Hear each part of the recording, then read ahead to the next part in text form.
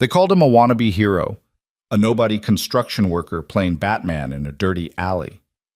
The internet laughed at Ryan Cole until the CEO of Lang Industries stood before every camera in the city and revealed the truth. The nobody who saved her sister was once the most lethal guardian her family ever had. But 15 years ago, he vanished. Now, with one viral video, his past has found him. And some ghosts don't stay buried. They come back to collect debts written in blood. Stay with me until the very end and drop a comment with your city below. I want to see just how far this story travels across the world. The rain came down like judgment that Thursday night, each drop hammering the cracked pavement of downtown Seattle with the kind of relentless fury that made honest people hurry home and dishonest ones move with purpose through the shadows. The storm drains couldn't keep up, turning every pothole into a reflecting pool that caught the neon signs and streetlights, painting the industrial district in streaks of red and gold that looked almost beautiful if you ignored the rust, the graffiti, and the broken dreams leaking from every boarded-up storefront. Ryan Cole didn't notice beauty anymore. He noticed exits, blind spots, potential threats. 20 years of training had carved those instincts so deep into his brain that he couldn't shut them off, even when he desperately wanted to forget everything his hands had once known how to do. At 36, he looked older, lines etched around his blue eyes from too many sleepless nights, gray threading through the dark stubble on his jaw, shoulders broad but bent with the invisible weight of a past he couldn't outrun and a future that terrified him more than any enemy ever had. His construction boots splashed through puddles as he walked, his right hand gripping his 8-year-old daughter's smaller one, with the careful gentleness of a man who understood exactly how fragile precious things could be. Lucy skipped beside him despite the downpour, her yellow raincoat bright as a sunbeam in the gloom, her auburn curls, so much like her mother's, bouncing with each hop. She was humming something, probably that song from the movie they'd watched last weekend, the one where the princess saves herself and doesn't need a prince. Ryan loved that about her, the way she could find joy in a thunderstorm, the way she still believed the world was fundamentally good. He envied her that innocence. He'd do anything to protect it. "Daddy, you're walking too fast," Lucy said, tugging on his hand. "My legs are shorter than yours, remember?" Ryan slowed immediately, guilt flickering across his features. "Sorry, sweetheart. Just want to get you home and into something dry. You hungry?" "Starving. Can we have pancakes for dinner again?" "Pancakes are a breakfast food, Luce." "Says who? The pancake police?" She grinned up at him with that gap-toothed smile that could break and rebuild his heart in the same instant. "You always say rules are just suggestions if you're smart about it." "I said that about bedtime once, and you're never going to let me forget it, are you?" "Never ever." She squeezed his hand 3 times, their secret code for I love you, and he squeezed back 4 times, I love you more. The late shift at the Riverside construction site had run past 11, which meant Lucy had spent another evening at Mrs. Chen's apartment down the hall, doing homework and eating whatever the elderly woman had cooked. Ryan hated asking for help, hated feeling like he was imposing, but Mrs. Chen insisted she enjoyed the company, and Lucy adored her. Still, every time he picked up his daughter late, he felt like he was failing at the only job that truly mattered. He was a good father. He had to be. It was all he had left of Emma. The thought of his late wife came with its usual companion, a dull ache in his chest that 3 years hadn't dulled. Emma, with her bright laugh and terrible cooking and the way she'd believed so completely in his ability to be something more than a weapon. She'd made him want to be gentle. She'd made him believe he could leave violence behind and build something clean and good. They'd talked about expanding their family, maybe buying a small house with a yard where Lucy could have a dog, somewhere far from the darkness that had defined his 20s. Then a drunk driver ran a red light on a Tuesday afternoon, and all those dreams shattered like safety glass across an intersection. Ryan forced the memory down, locked it in the vault where he kept all the things that could break him if he looked at them too long. He had to stay focused, had to stay present. Lucy needed him whole, not haunted. They were taking their usual shortcut through the warehouse district, a route Ryan had memorized down to every security camera and blind corner. The main streets added 15 minutes to their walk, and the alleys were safe enough if you knew what to watch for. He always knew what to watch for. His hand unconsciously checked his right pocket, fingers brushing the smooth metal of the pen he carried everywhere. A cheap ballpoint with an engraved brass cap, the only gift Emma had ever given him that he hadn't lost or broken. The eagle etched into the metal was worn smooth from years of his thumb rubbing it like a talisman. She'd found it at an estate sale, thought the eagle looked noble. She'd never known what it actually represented, where he'd first received one just like it, or why he'd thrown that original pen into Puget Sound the night he'd decided to become someone new. Some secrets he'd learned were kindnesses. The alley between the old textile factory and the shuttered bottling plant was narrower than most, barely wide enough for a car. The brick walls on either side tagged with layers of spray paint that formed an archaeological record of the neighborhood's slow decline. A dumpster halfway down emitted the sweet, rotten smell of garbage that had been baking in the summer heat before the storm arrived.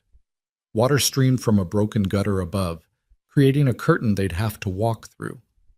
Ryan didn't like alleys where he couldn't see both ends clearly, but he'd used this one a dozen times without incident. Street crime had patterns, rhythms, and this wasn't prime hunting ground for the predators who worked these blocks. But patterns could break. Rhythms could skip a beat. They were maybe 30 feet into the alley when Lucy stopped walking. Her hand went rigid in his, and Ryan's entire nervous system snapped to high alert, not because of any sound or movement, but because Lucy had frozen. His daughter, who chattered through thunderstorms and horror movies and dental appointments, had gone absolutely still. "What's wrong?" His voice stayed calm, but his eyes were already scanning the shadows ahead. "Daddy?" Lucy whispered, and there was something in her voice he'd never heard before. Not quite fear, but a kind of distressed awareness that didn't belong in a child. "That lady needs help." Ryan's gaze followed where Lucy was looking, toward the far end of the alley where the darkness was deepest. It took his eyes a moment to separate the shapes, to see what Lucy, with a child's instinct for recognizing distress, had spotted immediately. 3 figures. 2 standing, 1 pressed against the wall. His vision sharpened, that old combat focus sliding into place like a key turning in a lock he'd promised himself he'd never open again. Details emerged from the gloom. 2 men, both over 6 feet, wearing hoodies despite the heat. Heavy builds, probably 220, 230 each. Aggressive postures. One had his hand on the wall beside the woman's head, boxing her in. The other was checking the alley entrance, the direction Ryan and Lucy had come from, ensuring they weren't interrupted. The woman was young, mid-20s, dark hair plastered to her face by rain and terror. Expensive coat, designer purse clutched to her chest like a shield. Her mouth was open, but she wasn't screaming, either too scared or they'd already threatened what would happen if she did. Her eyes were wide, reflecting the distant streetlight, showing too much white. Ryan recognized that look. He'd seen it on faces in Kosovo, in Pakistan, in the dark places where people like him used to operate before he'd decided killing for righteous causes still meant killing. That was the look of someone who understood they might not survive the next 5 minutes. Every instinct Ryan had spent 3 years suppressing roared to life. The tactical assessment happened automatically, without conscious thought. 2 hostiles, both likely armed. Positioning poor, they were too confident, hadn't secured their 6, focus entirely on the victim. Element of surprise available. Engagement distance, 40 feet, closing. Visibility, low. Collateral concerns? Civilian bystander, Lucy, must be protected first. Secondary concern, victim safety. Tertiary concern, disabling threats without lethal force if possible. The entire analysis took less than a second. "Lucy," he said quietly, his voice dropping into a register she'd never heard, flat, emotionless, the tone of a man whose empathy had been temporarily shuttered so logic and violence could do what they did best. "I need you to walk backwards slowly until you reach the street. Don't run. Don't make noise. When you get there, stay under the streetlight and wait for me. Can you do that?" "But Daddy..." "Lucy." He squeezed her hand once, firm, final. "Do exactly what I just said. Right now." She must have heard something in his voice that overrode her natural inclination to ask questions, because she nodded and started backing away. Ryan waited until she was 10 feet behind him before he started walking forward, his steps measured and quiet despite the puddles. He'd closed half the distance before one of the men noticed him, the one acting as lookout, who'd gotten sloppy, distracted by whatever his partner was saying to their victim. The man's head snapped around, and Ryan saw his hand move to his waistband, Not a professional. A real operator would have cleared his cover garment first, established weapon control before the threat got this close. Amateurs. That was good. Amateurs could be handled with less collateral damage. "Keep walking, old man," the lookout said, his voice rough with the false bravado of someone who'd learned intimidation from movies. He pulled up his hoodie to flash something tucked in his belt. Ryan clocked it as a snub-nosed revolver, probably .138 caliber, hammer visible, which meant it wasn't cocked. "This ain't your business." Ryan kept walking. 20 feet now. The second man, bigger, with a knife visible in his right hand, probably a 6-inch fixed blade, turned away from the woman to assess the new problem. "You deaf? My friend told you to leave." Ryan said nothing. 15 feet. His right hand slipped into his pocket, fingers wrapping around Emma's pen. Cheap metal, but metal nonetheless. Weighted, solid. In the right hands, any object became a weapon. Physics and anatomy didn't care about intent. "Daddy, please help her," Lucy's voice called from the alley entrance, small and scared but brave in that way that made Ryan's chest hurt. She hadn't left. Of course she hadn't. His daughter was too much like her mother, too convinced that good people helped. The man with the gun laughed, an ugly sound. "Daddy? Oh, this is rich. Daddy's gonna play hero in front of his little girl. Hey, Daddy, why don't you teach her a lesson about minding your own—" Ryan moved. 20 years of training condensed into 3 seconds of precisely applied violence. His body remembered what his mind had tried to forget. The economy of motion that made fighting look like dancing if you understood the choreography. Close the distance, control the weapon, disable the threat, move to the next target. Simple, mechanical, brutal. He covered the last 15 feet in 2 strides, closing inside the gunman's reaction time.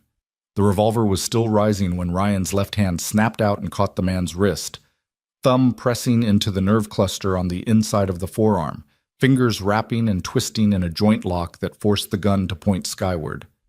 The man tried to pull the trigger anyway, panicked, stupid, but Ryan was already moving, using the man's own resistance to drive his elbow into the soft tissue just below the rib cage where the diaphragm lived.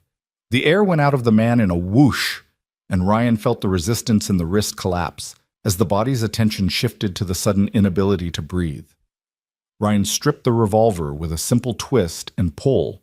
The gun came free with practiced ease, and he let it clatter to the ground behind him rather than holstering it.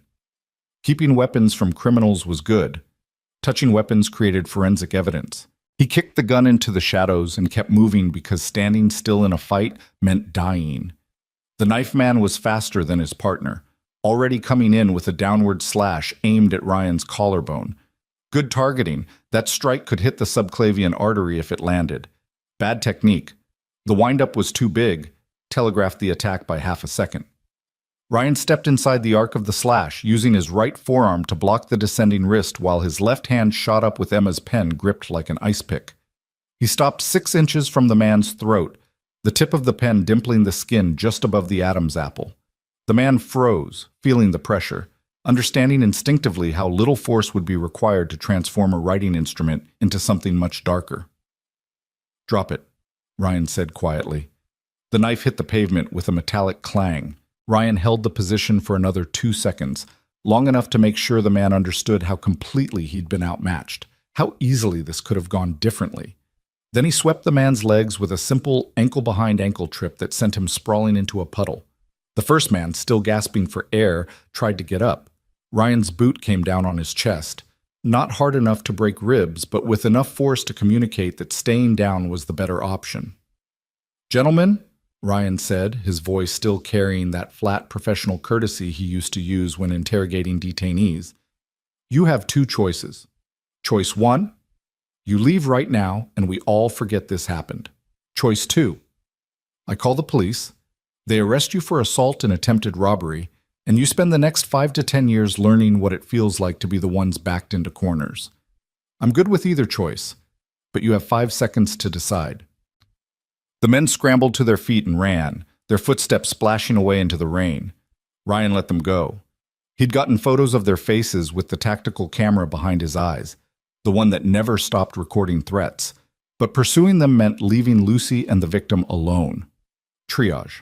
Always triage. He turned to the woman against the wall. She'd slid down to a sitting position, her back pressed against the brick, shaking so hard her teeth chattered. Her eyes tracked him with a mixture of terror and confusion, probably wondering if she'd just escaped one predator only to encounter another. Ryan stopped 8 feet away, close enough to help, far enough not to crowd, and raised both hands, palms out. "You're safe," he said, his voice gentling back into something approaching human. "They're gone. Are you hurt?" The woman shook her head, then nodded, then shook it again like she couldn't quite remember how her own body worked. I can't. They were. The words fragmented, shock splintering her ability to construct sentences. "That's normal," Ryan said. "You're in shock. Your brain is trying to process a threat that's past.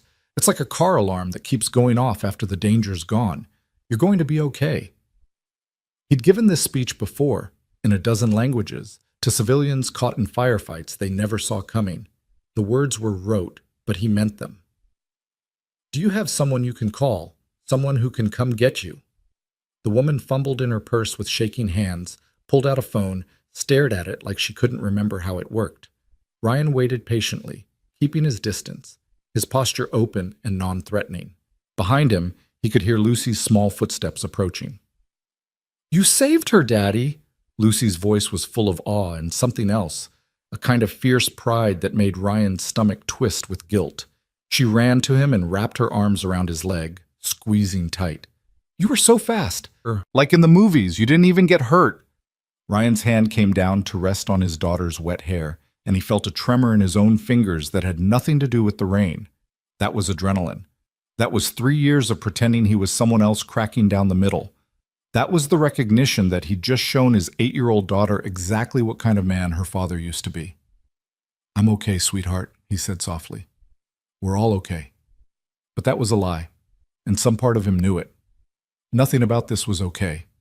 He'd just demonstrated combat skills that civilian construction workers didn't possess. He'd neutralized 2 armed attackers in front of a witness who was now looking at him like he was something out of a fever dream. And worst of all, Lucy had seen it. Had seen him move with the kind of efficiency that came from muscle memory etched by repetition in dark places. The woman finally managed to unlock her phone. "I need to. My sister. She'll be so worried." Her voice cracked, and tears started streaming down her face, mixing with the rain. "Thank you. God, thank you. They were going to. I thought I was going to." "You don't have to say it," Ryan interrupted gently. "Just call someone. We'll wait until they get here." She nodded and dialed, her hands still shaking so badly she had to try twice. Ryan turned slightly, scanning the alley exits, making sure the 2 men hadn't circled back with reinforcements or found their courage in numbers. But the alley stayed empty except for the rain and the distant sounds of the city. Sirens somewhere, probably unrelated, the hiss of tires on wet pavement, the electrical hum of urban infrastructure. "Sophie? Sophie, I need you to." "No, I'm okay. I'm near the warehouse district, by the old Riverside buildings." The woman's voice stabilized as she heard her sister's response, fear transmuting into relief. "Can you come get me? Please, I don't want to." "Yes?" "Yes. Please hurry." She lowered the phone and looked at Ryan with an expression he couldn't quite read, gratitude mixed with a kind of desperate curiosity. "My sister's coming. She'll be here in 10 minutes. Will you stay? I don't want to be alone if they come back." Ryan glanced down at Lucy, who was shivering in her raincoat, then back at the woman. Every instinct told him to leave, to disappear before questions got asked that he couldn't answer. But his daughter was watching, and what kind of lesson would it teach her if her hero father abandoned someone who asked for help? "We'll stay," he said. 10 minutes turned into 8. A black Mercedes sedan with tinted windows pulled into the alley entrance, its headlights cutting through the rain like searchlights. The doors opened and a woman emerged from the back seat, tall, elegant, even in her obvious panic, wearing a business suit that probably cost more than Ryan made in a month. She ran to the woman on the ground, Sophie, Ryan's brain supplied, and dropped to her knees in the puddle without seeming to notice or care about the expensive fabric. "Sophie! Oh God, Sophie! Are you okay? Did they hurt you? I'm calling the police right now. I'm calling..." I'm fine, Ava, I'm fine. He saved me. Sophie pointed at Ryan with a shaking hand. That man, they had a gun and a knife, and I don't even know how to describe what he did. It was like I don't know, like he'd done it 1,000 times. The elegant woman, Ava, looked up at Ryan, and he felt the weight of her scrutiny like a physical thing. She had sharp eyes, the kind that missed nothing, and an intensity that suggested she was used to being the smartest person in any room. Corporate, powerful, someone who made decisions that affected hundreds of people without blinking. You saved my sister, she said, her voice thick with emotion barely held in check. How can I thank you? How can I possibly? You can't, Ryan said simply, and you don't need to. I did what anyone should have done. But most people wouldn't have. Ava stood, still studying him with those sharp eyes. Most people would have called 911 and waited. You didn't hesitate. You knew exactly what to do. That's not normal. Ryan felt warning bells go off in his head. This woman was too smart, making connections too fast. I got lucky, he said, his voice deliberately flat. They were amateurs. Sometimes things just work out. Lucky, Ava repeated, and there was something in her tone. Skepticism, maybe, or the beginning of recognition. She opened her mouth to say something else, but Sophie spoke first. Can I at least get your name, please? I need to know who to thank. I need to be able to… Sophie's voice broke again. I need to remember that there are still good people. Ryan hesitated. Names created connections. Connections left trails. But Lucy was squeezing his hand, and there was no good way to refuse without seeming churlish. Ryan Cole, he said finally, but really, you don't owe me anything. Just be more careful, okay? Don't walk alone at night in places like this. Ava was still staring at him, and Ryan saw the exact moment something clicked behind her eyes. A flash of recognition or confusion, he couldn't tell which. Her hand went to her throat in an unconscious gesture, touching what looked like a delicate necklace. Ryan Cole, she repeated slowly. Have we met before? No, Ryan said quickly, too quickly. I've got one of those faces. People always think they know me from somewhere. Daddy, I'm cold, Lucy interjected, and Ryan silently blessed his daughter's timing. Can we go home now? The lady has her sister. She's safe. You're right, sweetheart, Ryan nodded to both women. You should get somewhere warm and dry, and maybe talk to someone, a counselor, a therapist. What happened tonight, it can mess with your head in ways you don't expect. He'd seen it too many times. Civilians who walked away from violence physically intact but psychologically shattered. Take care of each other. He turned to leave, but Ava's voice stopped him. Wait, please. At least let me give you my contact information. If there's ever anything you need, anything at all. I don't need anything, Ryan said, and this time he kept walking, his hand firmly gripping Lucy's, moving toward the alley entrance with measured steps that didn't quite qualify as fleeing, but came close. He could feel Ava's eyes on his back, feel the weight of questions she wanted to ask, and all he wanted was to be gone before those questions found voices. They emerged onto the street where the lights were brighter and the rain seemed less oppressive. Lucy looked up at him with those big eyes that saw too much. Why didn't you want to talk to them more? They seem nice. They are nice, Ryan agreed, but sometimes nice people ask complicated questions and Daddy's tired. Let's just get home, okay? Okay, she paused. Daddy, what you did back there, that was really brave. It was really dangerous, Ryan corrected gently. There's a difference. I don't want you thinking that fighting is good, Luce. I only did it because there wasn't any other choice. But you were amazing. You were like a superhero. Superheroes aren't real, Ryan said, and the words tasted like ash in his mouth. Real people who do dangerous things get hurt or killed. I was just doing what I had to do to keep everyone safe. They walked the rest of the way home in silence, Lucy processing what she'd seen, Ryan trying not to think about the expression on Ava's face, that look of recognition, of questions forming. He told himself it didn't matter. Seattle was a big city. The chances of running into those women again were minimal. By tomorrow, they'd be back to their lives and he'd be back to his. And tonight would fade into just another story Lucy would tell her friends, exaggerated and embellished until it bore no resemblance to reality. He wanted to believe that. He needed to believe that. But 20 years of experience told him something different, told him that moments like tonight were fault lines, fractures in the careful life he'd built. And fractures had a way of spreading. Their apartment building was a 4-story walk-up in a neighborhood that had been up and coming for a decade without ever quite arriving. The lobby door stuck.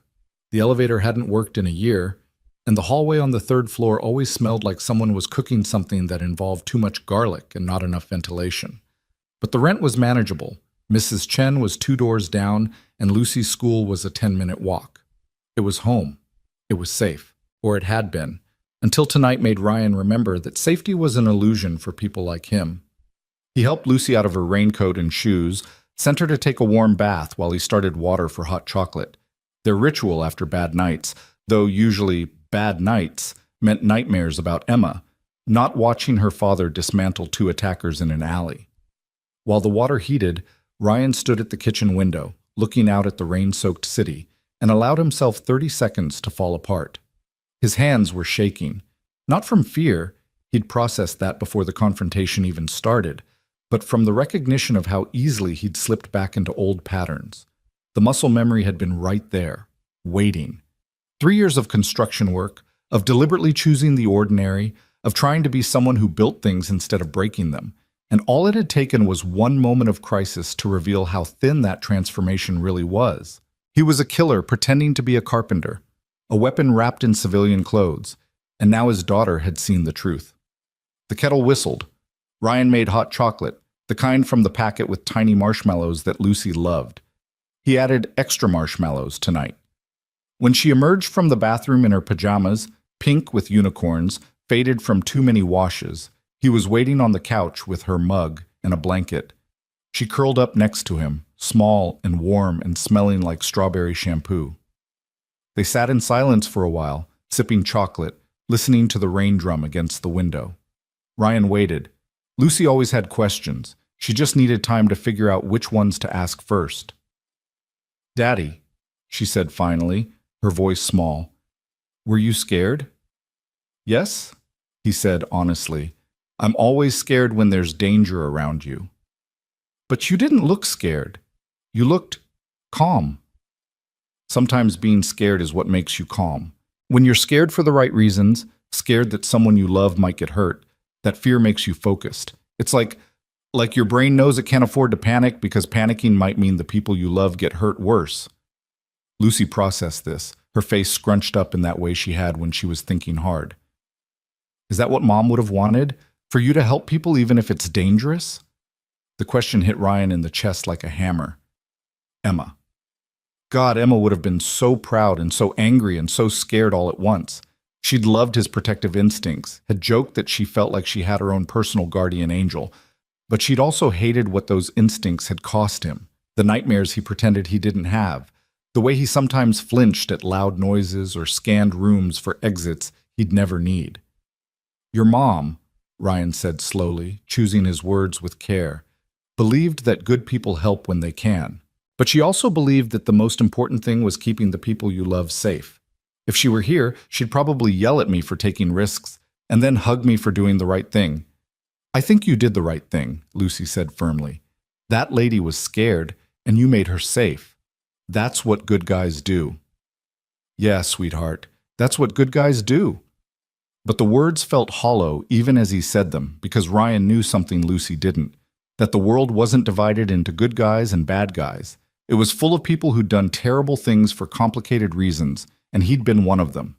The men he'd hurt tonight were predators, yes, but he'd spent years being a predator himself. Just one with better training and official sanction. The line between protector and destroyer was thinner than anyone wanted to admit. They finished their hot chocolate, and Ryan tucked Lucy into bed, reading her 2 chapters of the book they were working through. Something about a girl who discovered she could talk to animals, innocent and magical, and everything he wanted his daughter's world to be. By the time he turned off her light, she was mostly asleep, her breathing deep and even. Ryan closed her door and stood in the hallway, suddenly exhausted. The adrenaline crash was hitting, making his bones feel heavy, his thoughts slow and sticky. He should sleep. He had another early shift tomorrow, and his body needed rest.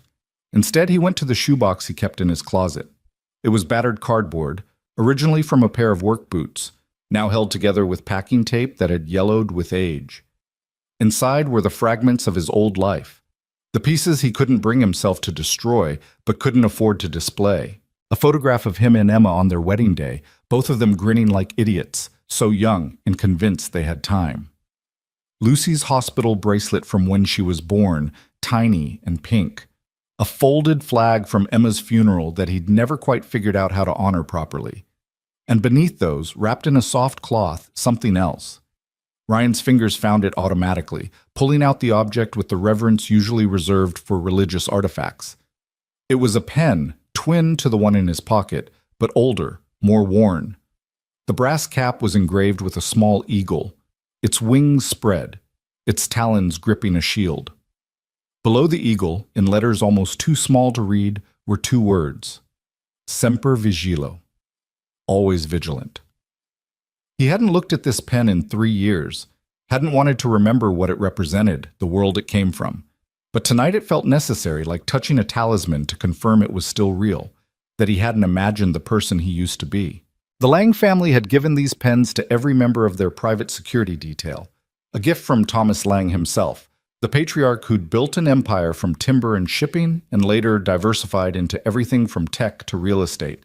Ryan had earned his pen at 23, fresh from 6 years in military intelligence and another 2 in private contracting, young and arrogant and convinced his skills made him invincible. Thomas Lang had hired him to protect what mattered most, his 2 daughters. Ryan closed his eyes and let the memories come, not the sanitized versions he'd allowed himself over the years, but the real ones, sharp and clear. The Lang estate in the San Juan Islands, 40 acres of forest and shoreline, the kind of place where wealthy people went to pretend they could escape the world. The main house had 17 rooms and more security systems than some military installations. Ryan had designed most of those systems. He'd been chief of the security detail by 25, responsible for everything from threat assessment to background checks on staff to planning evacuation routes in case something went catastrophically wrong. For 7 years, he'd been the shadow in the background, the invisible guardian making sure that Ava and Sophie Lang could live their privileged lives without ever having to think about the people who might want to hurt them for their father's money or influence. He'd been good at it, dangerously good. He'd stopped 3 kidnapping attempts, caught 2 staff members selling information to tabloids, and once identified a long-range surveillance team set up in the woods half a mile from the house before they'd taken a single photograph. Thomas Lang had trusted him completely.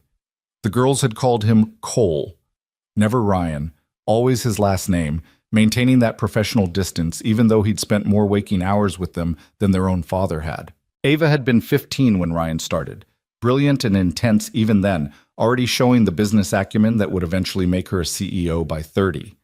Sophie had been 10, sweet and shy, and convinced that Ryan was some kind of real-life superhero. He'd left when Ava turned 22 and took a position in her father's company. Sophie was 17, almost ready for college. They didn't need a full-time security detail anymore, not like when they'd been kids. Thomas had offered Ryan a position heading corporate security, but Ryan had declined. He'd met Emma 6 months earlier, a kindergarten teacher with a laugh that sounded like wind chimes and absolutely no connection to his violent past. She'd made him want something different. She'd made him believe he could be someone who created rather than destroyed, so he'd walked away. Changed his phone number, moved to Seattle, and got his contractor's license. Built a new identity from concrete and lumber, and the radical notion that he could be normal.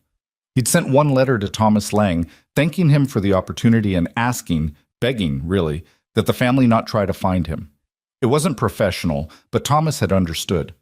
The pen had arrived a week later with a simple note. You'll always be one of ours. Stay safe. Stay vigilant.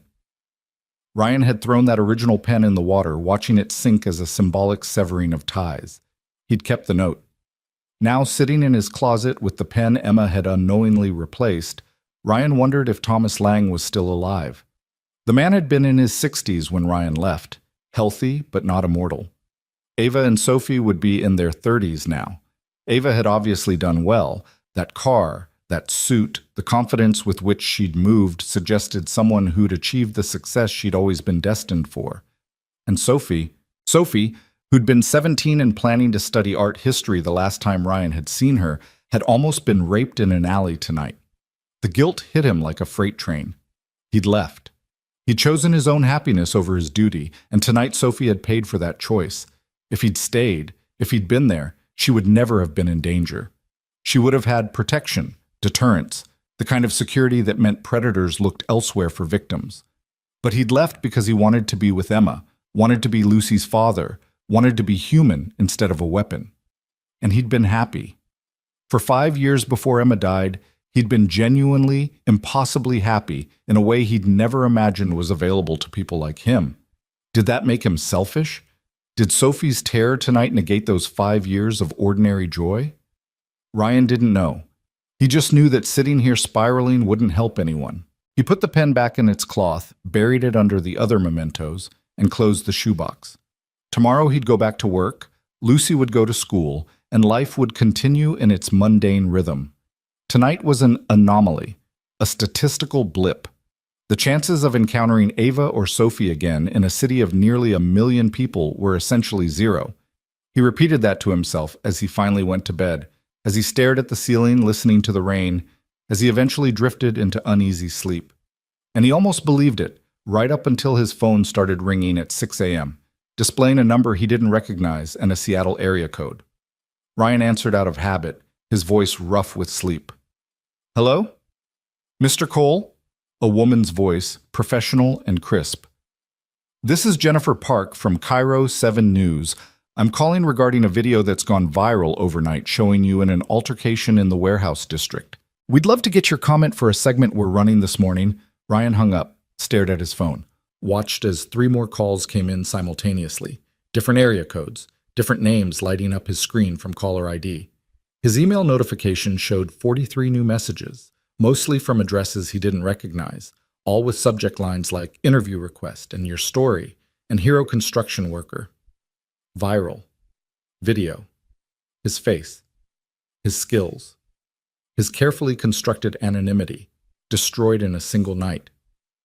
Ryan's hands started shaking again, but this time it had nothing to do with adrenaline and everything to do with the cold certainty settling in his gut. The past hadn't just cracked, it had shattered, and the pieces were about to cut everyone he'd been trying to protect. Ryan sat on the edge of his bed, phone in hand, watching the notifications multiply like bacteria in a petri dish. Calls, texts, emails, all from strangers who somehow knew his name, knew what he'd done, knew where the carefully constructed walls around his life had weak points. He scrolled through his email with numb fingers, each subject line a small detonation. Channel 5 wants your story. Podcast interview opportunity. Speaking engagement request. Book deal inquiry. Book deal. Christ. He opened his browser and typed his own name into the search bar, something he'd trained himself never to do, and watched as the results populated. The first hit was a video with 2.3 million views, posted 7 hours ago by an account called Seattle Street Watch. The thumbnail showed a grainy image of him mid-motion, one hand controlling a man's wrist, the other raised with something metallic glinting in the streetlight. Below it, blue-collar dad destroys 2 thugs in alley. Who is this guy? Ryan's thumb hovered over the play button. He didn't want to watch. Didn't want to see himself through the eyes of strangers, reduced to entertainment. His daughter's terrified voice in the background turned into content for people eating breakfast. But he needed to know what was out there, needed to understand the extent of the damage. He pressed play. The video was shot from the street side of the alley, probably someone's phone camera held at waist level, the angle awkward and shaky. The audio was mostly rain and distant traffic, but Lucy's voice came through clear as a bell. "Daddy, please help her." Then movement in the frame. Ryan walking forward with that deliberate stride, his posture relaxed but purposeful. The person filming had zoomed in, losing some resolution but capturing enough detail to show the confrontation. Ryan watched himself disarm the gunmen with mechanical efficiency, the movement so smooth they almost didn't look real. The comment section was already a war zone. Fake. Nobody moves like that in real life. That's not fake, that's training. Military or private security, guaranteed. Who carries a pen into a fight? This dude is John Wick's cousin, LMAO. Anyone notice the little girl? What kind of father brings his kid to a fight? He protected his kid, you moron. He's a hero. Hero? More like wannabe Batman looking for attention. Probably staged the whole thing. Ryan closed the video, his jaw tight. The comments he could ignore. Anonymous strangers projecting their own narratives didn't matter. But the view count did. 2.3 million people had watched him in the last 7 hours. By tonight, it would be 5 million. By the weekend, who knew? The algorithm would feed it to more and more people, and with each share, each repost, each news segment picking it up for filler content, the circle of exposure would widen. Someone would recognize him, someone from his old life, someone who knew what that smooth efficiency meant, who understood that disarming techniques like that weren't learned in weekend self-defense classes. And if the wrong someone recognized him, if any of the organizations he'd worked against during his years in intelligence decided to investigate, decided he was a loose end that needed tying up, then Lucy would be in danger. Real danger. The kind that didn't come from street thugs with cheap revolvers, but from professionals who made people disappear. His phone buzzed. Mrs. Chen. He answered immediately. Ryan, are you watching the news? Her accent made the words tumble together, but her concern was crystal clear. That's you, yes? In the alley? They're saying you're a hero, Mrs. Chen. I need a favor, a big one. Anything, you know this. Can Lucy stay with you today? I need to figure some things out, and I don't want her going to school until I know... He trailed off. Until he knew what? Until he knew if his face being plastered across the internet had triggered any alarms in the darker corners of his past? Until he knew if the life he'd built was salvageable or if he needed to start planning an exit strategy? Of course. She's always welcome. But Ryan, are you in trouble? Should I be worried? No, he lied. Just media attention. You know how it gets. Everyone wants a story, and I don't want Lucy dealing with reporters at her school. Mrs. Chen made a skeptical noise that suggested she didn't entirely believe him, but wasn't going to push. I'll make her breakfast. You take care of whatever you need to take care of. And Ryan, what you did was very brave. Don't let anyone tell you different. Ryan thanked her and ended the call, then sat in the silence of his bedroom trying to formulate a plan. Step 1. Keep Lucy safe and out of the spotlight. Step 2. Figure out how bad the exposure actually was. Who'd seen it? Who'd recognized him? Whether any flags had been raised in databases he hoped had forgotten his name. Step 3. Damage control. Maybe give one interview to a legitimate outlet, control the narrative, present himself as a concerned dad who got lucky rather than a trained operator who'd never really left the field. Or maybe step 3 was pack a bag and disappear. Change names, change cities, start over somewhere the internet's memory couldn't reach. He'd done it once before. He could do it again. The thought made his chest tight. Lucy was happy here. She had friends, a school she loved, stability for the first time since Emma died. Running would tear all that away, turn her into a fugitive's daughter, always moving, always looking over her shoulder, never quite sure why her father was so paranoid. That wasn't the childhood he wanted for her. But keeping her safe mattered more than keeping her happy. Ryan stood, moved to his closet, and pulled down the duffel bag he kept on the top shelf. It was already packed. Go bag was the technical term, though he tried not to think in those terms anymore. With cash, fake IDs that were probably expired but might still work, a burner phone, and documents he'd need if life went sideways. He hadn't opened it in 3 years. The zipper stuck briefly before giving way, and inside everything was exactly as he'd left it. $3,000 in various denominations, a passport with his face and someone else's name, emergency contacts written in code on the back of a grocery receipt. He was staring at the contents, trying to decide if today was the day he'd finally need them, when someone knocked on his apartment door. Ryan's entire body tensed. He moved to the living room window and checked the street below. No suspicious vehicles, no obvious surveillance, just the usual morning traffic and a black SUV parked in a loading zone with its hazards on. Expensive. Professional. His hand went automatically to his pocket, fingers wrapping around Emma's pen, before he realized how absurd that was. A pen wouldn't help if someone had come to kill him. Another knock, more insistent. Ryan checked the peephole and felt his stomach drop. Ava Lang stood in his hallway, wearing a different suit than last night, but the same expression of intense focus. Behind her, visible over her shoulder, was a man in a dark jacket with the distinct posture of private security, weight balanced, hands loose, eyes scanning even though they were in a residential hallway. Professional. Very professional. Ryan considered not answering, but that was childish and wouldn't solve anything. If Ava Lang had found his address, she had resources, which meant she'd just come back.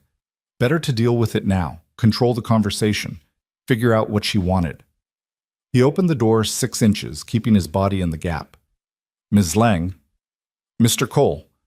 May I come in? I don't think that's a good idea. Ava's expression didn't change, but something in her eyes suggested she'd expected the refusal. I understand you value your privacy. I understand that last night was complicated and you'd prefer to be left alone. But I'm not here to intrude. I'm here because I owe you a debt, and because I think we need to talk about what happens next. Nothing happens next. You and your sister are safe. I go back to my life. End of story. Except the story isn't ending, is it? Ava pulled out her phone, turned it to show him the same video he'd watched 10 minutes ago. The internet doesn't forget, Mr. Cole.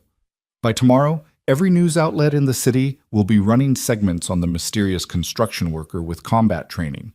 And once they start digging, and they will dig, they're going to find things you've clearly tried to bury. Ryan's jaw tightened. Is that a threat? It's a warning. I employ a very good research team. It took them 4 hours to figure out that Ryan Cole didn't exist before 12 years ago, that your employment history before Seattle is suspiciously sparse, and that you have the kind of operational security most civilians don't even know exists. That means someone else will figure it out too, probably someone with less charitable intentions than mine. What do you want? To help, and to say thank you properly. May I please come in? 5 minutes, that's all I'm asking. Ryan studied her face, looking for deception or hidden agenda, but saw only sincerity and that same sharp intelligence that had made her dangerous even as a teenager. He stepped back, opening the door wider. 5 minutes. Ava entered, the security guard staying in the hall. She glanced around the apartment, taking in the modest furniture, Lucy's drawings on the refrigerator, the general lived-in mess of a single parent's life. And something in her expression softened. You have a daughter. Lucy, she's 8. The girl from last night, she was very brave. She shouldn't have had to be. Ryan crossed his arms, maintaining distance. You said you wanted to help. Help with what, exactly? Ava moved to the window, looking out at the street below with the unconscious habit of someone who'd spent her life being watched. You saved my sister's life. Sophie is traumatized. She spent all night crying, reliving it, convinced that if you hadn't been there, she'd be dead or worse. My father always taught us that debts must be repaid, especially debts of blood. So I'm offering you resources, legal help if the media becomes intrusive, security if the attention draws unwanted elements, money if you need to relocate and start fresh somewhere else. Whatever you need to protect yourself and your daughter from the consequences of being a good person. I don't want your money. I know. The fact that you don't is precisely why I'm offering. Ava turned to face him. Mr. Cole, I run a company with 3,000 employees and a $7 billion market cap.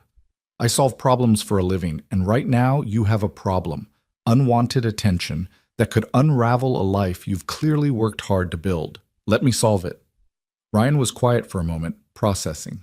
The offer was tempting. God knew he could use help managing the media circus. But accepting help from Ava Lang meant exposure, meant letting someone into his life who had the resources to discover everything he'd hidden. It meant risk. Why? He asked finally. Why go to this trouble? You could write a check to charity in my name, call it even, and go back to running your empire. Why show up at my door at 6 a.m? Ava's expression shifted, something vulnerable flickering across her face before the professional mask returned. Because last night, when I saw you in that alley, I recognized you. Not your face. That took me a few hours and some old photos to confirm. But I recognized the way you moved. the way you assessed threats, the way you controlled the situation with minimal force. And I realized that I'd spent 15 years wondering what happened to the man who taught me that being protected meant being free to be brave. Ryan felt the floor tilt beneath him. You remember. Of course I remember. Cole, you were there for 7 years. You taught Sophie and me more about confidence and risk assessment than our actual father did. When you left, we understood. You'd given enough of your life to our family, but we never forgot. And when I saw you last night, recognized who you were, her voice caught slightly. I realized the universe had given me a chance to return the favor, to protect the protector, for once. Ava, Ryan's voice was gentle but firm. That was a different life. I'm not that person anymore. Aren't you?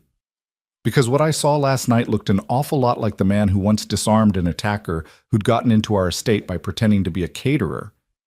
You moved the exact same way, efficient, controlled, devastating.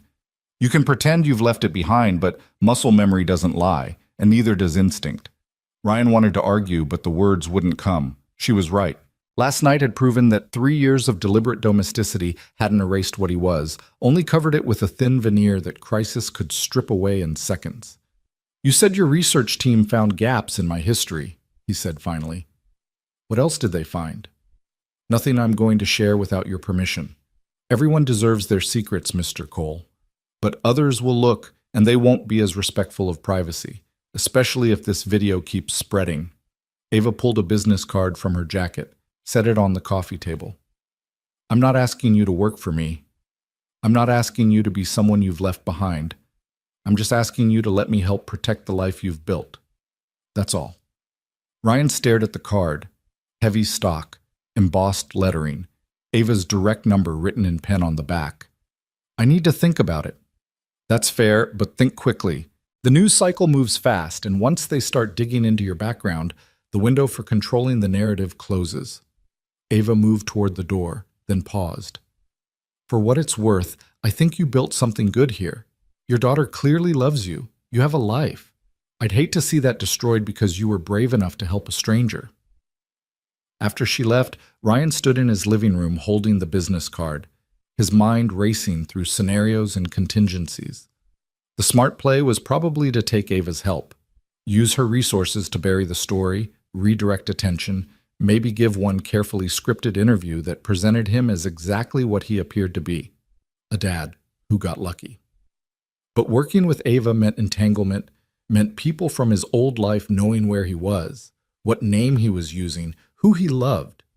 It meant giving up the anonymity that had been his only real protection for 3 years. He was still weighing options when his phone rang again. Different number, different area code. He almost didn't answer, but something made him pick up. Is this Ryan Cole? A man's voice, young, eager, the tone of someone who thought they were about to break a big story. Who's asking? Derek Marsh, freelance journalist. I'm working on a piece about last night's incident. I've been making some calls, talking to people in the security industry. And I've got to say, Mr. Cole, your background is fascinating, or rather, the lack of one. See, I've got a source who says there's no record of you before 12 years ago, which is weird, right? Most people leave digital footprints. But you? It's like you appeared out of nowhere. So I'm wondering, is Ryan Cole even your real name? Ryan's blood went cold. I don't know what you're talking about. Really? Because I've also got a source, different source, who says you match the description of a man who used to work private security for some very wealthy families in the Pacific Northwest. Same build, same age, same very particular skill set. Except that guy went by a different name. So here's what I'm thinking. I'm thinking you're either in witness protection or you're running from something, or maybe you did something that required starting over. And that's a hell of a story, Mr. Cole. The kind of story that could make a career. I'm a construction worker who helped someone who needed it. That's the whole story. Is it though? Because the way you moved in that video, I showed it to an ex-Marine buddy of mine, and he said that's advanced close quarters combat training, the kind they teach special operations guys, not construction workers. So either you're full of shit about who you are, or someone taught you how to kill people efficiently, and I'm betting the public would be very interested to know which one. Ryan's hand tightened on the phone. You print speculation like that, you'll get sued. Maybe.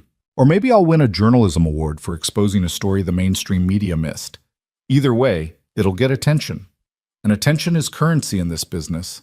Marsh paused. Unless, of course, you want to go on record. Tell your side of the story. I'm willing to listen. Could even be sympathetic in how I frame it if you give me something good. I have nothing to say to you. That's disappointing. Guess I'll just have to work with what I've got. Should be enough. Oh, and Mr. Cole? You might want to keep your daughter home from school today. Once this story breaks, she's going to have reporters following her around, asking questions about her mysterious daddy. Kids that age, they don't always know what not to say. Would be a shame if she accidentally revealed something you've worked hard to hide. The line went dead.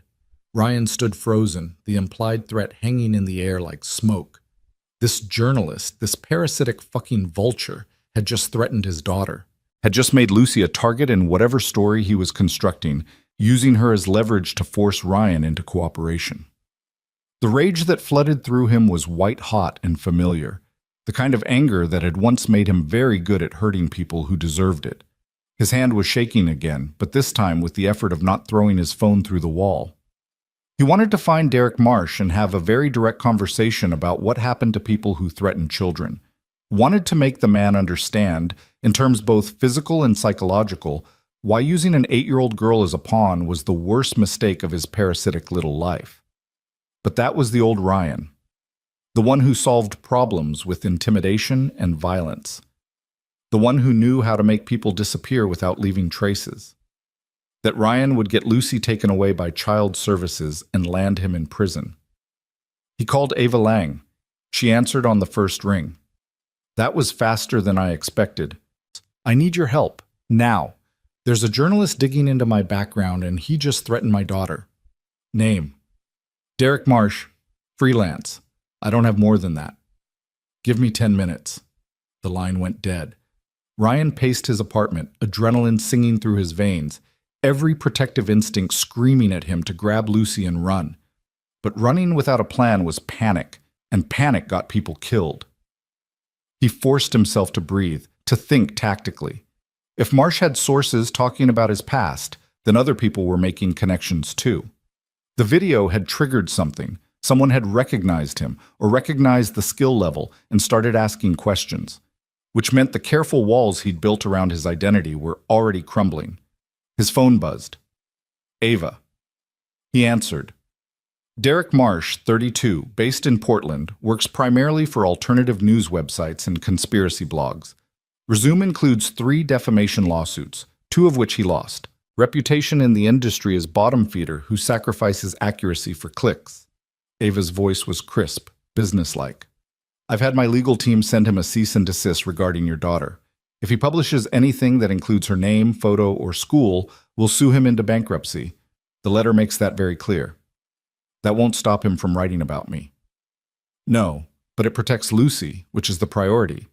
As for the rest, I've also contacted the editors at the 3 publications he regularly writes for and explained that any story based on speculation and anonymous sources about a private citizen who helped stop a crime will be met with immediate legal action. Most of them don't have the budget for extended litigation. They'll think twice before running his piece. Ryan exhaled slowly. Thank you. Don't thank me yet. Marsh is a symptom, not the disease. If he found breadcrumbs, others will too. You need a strategy for managing this, and you need it today. I'm sending a car to your building in 30 minutes. We'll meet at my office, somewhere private, and we'll figure out how to protect your life without destroying it. Sound fair? Ava, I appreciate what you're doing, but I don't want to be indebted. You're not indebted. This is me paying forward what you gave my family years ago. Security, safety, and the space to live without fear. That's all I'm offering you. The question is whether you'll let me. Ryan looked at Lucy's drawings on the refrigerator. Stick figures of the 2 of them holding hands, a crayon sun shining overhead, the word family written in uneven letters across the top. His daughter's entire world, rendered in Crayola and innocence. And Derek Marsh wanted to tear it apart for clicks and career advancement. Send the car, Ryan said quietly. 33 minutes later, Ryan was sitting in the back of Ava's black SUV, watching Seattle slide past through tinted windows. The security guard from earlier was driving. He'd introduced himself as Marcus, former Secret Service, quiet and competent in the way that marked real professionals. Ryan studied the man's movements, the way he checked mirrors, the unconscious habit of scanning crowds for threats, and recognized a kindred spirit. Marcus had seen things too. Marcus understood that the world had wolves in it. Lang Industries occupied 15 floors of a downtown high-rise with views of the Sound. The lobby was all glass and steel and minimalist design, the kind of space that communicated wealth without being vulgar about it. Marcus bypassed the main elevators and led Ryan to a private one that required a key card, and they rode to the executive floor in silence. Ava's office was a corner suite that probably cost more per month than Ryan's annual salary. Floor-to-ceiling windows on 2 walls, expensive art that might have been originals, a desk that looked like it was carved from a single piece of dark wood. But what caught Ryan's attention was the wall of photographs, dozens of them in matching frames, a visual history of the Lang family. Thomas Lang shaking hands with governors and CEOs. Ava at various ages, from gap-toothed child to polished executive. Sophie's graduation, her art exhibitions, candid shots of the sisters laughing together. And in 3 of the photos, barely visible in the background, a younger Ryan in a dark suit, his face serious, his body angled to watch the crowd while the Langs smiled for the camera. "I never forgot," Ava said quietly from behind him. She'd entered without him noticing, which annoyed him. "Even after you left, I kept you in the photos. Sophie used to joke that you were like a ghost, present but invisible, always watching from the edges. She missed you, you know. We both did." Ryan turned to face her. "I couldn't stay. You understand that, right? Your father wanted me to run corporate security, but that would have meant staying in that world. I needed to be someone different, someone clean." "I understand better than you think." Ava gestured to the chairs arranged by the windows. "When I took over as CEO 3 years ago, I had to become someone different too. Someone harder, more decisive, willing to make choices that disappointed people I loved. Reinvention isn't easy, but it's necessary when the old version of yourself can't survive in the new environment." They sat, and Ava pulled out a tablet, bringing up a screen full of data. "So here's where we are. The video has now been viewed 4.2 million times across all platforms. 6 news outlets have requested interviews with you, and that number will grow throughout the day. Social media sentiment is mixed, about 60% supportive, 40% skeptical or mocking. The skeptics are the ones we worry about because they're the ones asking questions." She swiped to a new screen. "Meanwhile, I've had my team do a deeper dive into your digital footprint. They found some things that concern me, not because they're criminal, but because they're anomalous.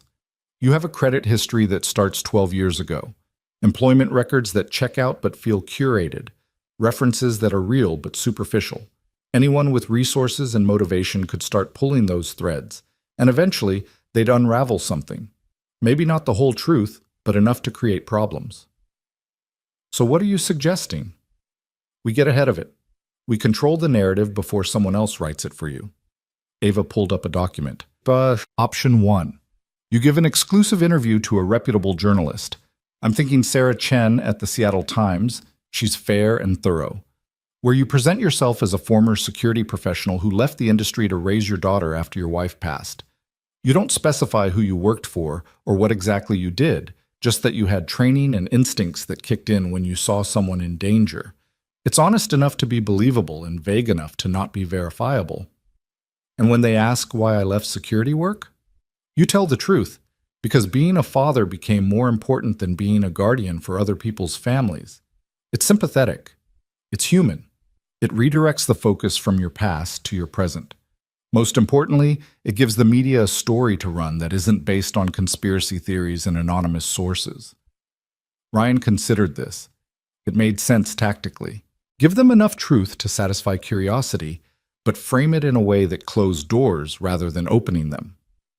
The problem was that interviews had a way of going off script, and once he started talking about his past, even in general terms, he risked saying something that someone, somewhere, would recognize as significant.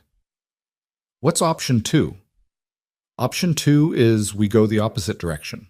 We use the resources I have to scrub your presence from the internet as much as possible, threaten anyone who tries to dig with legal action, and generally make pursuing the story more trouble than it's worth.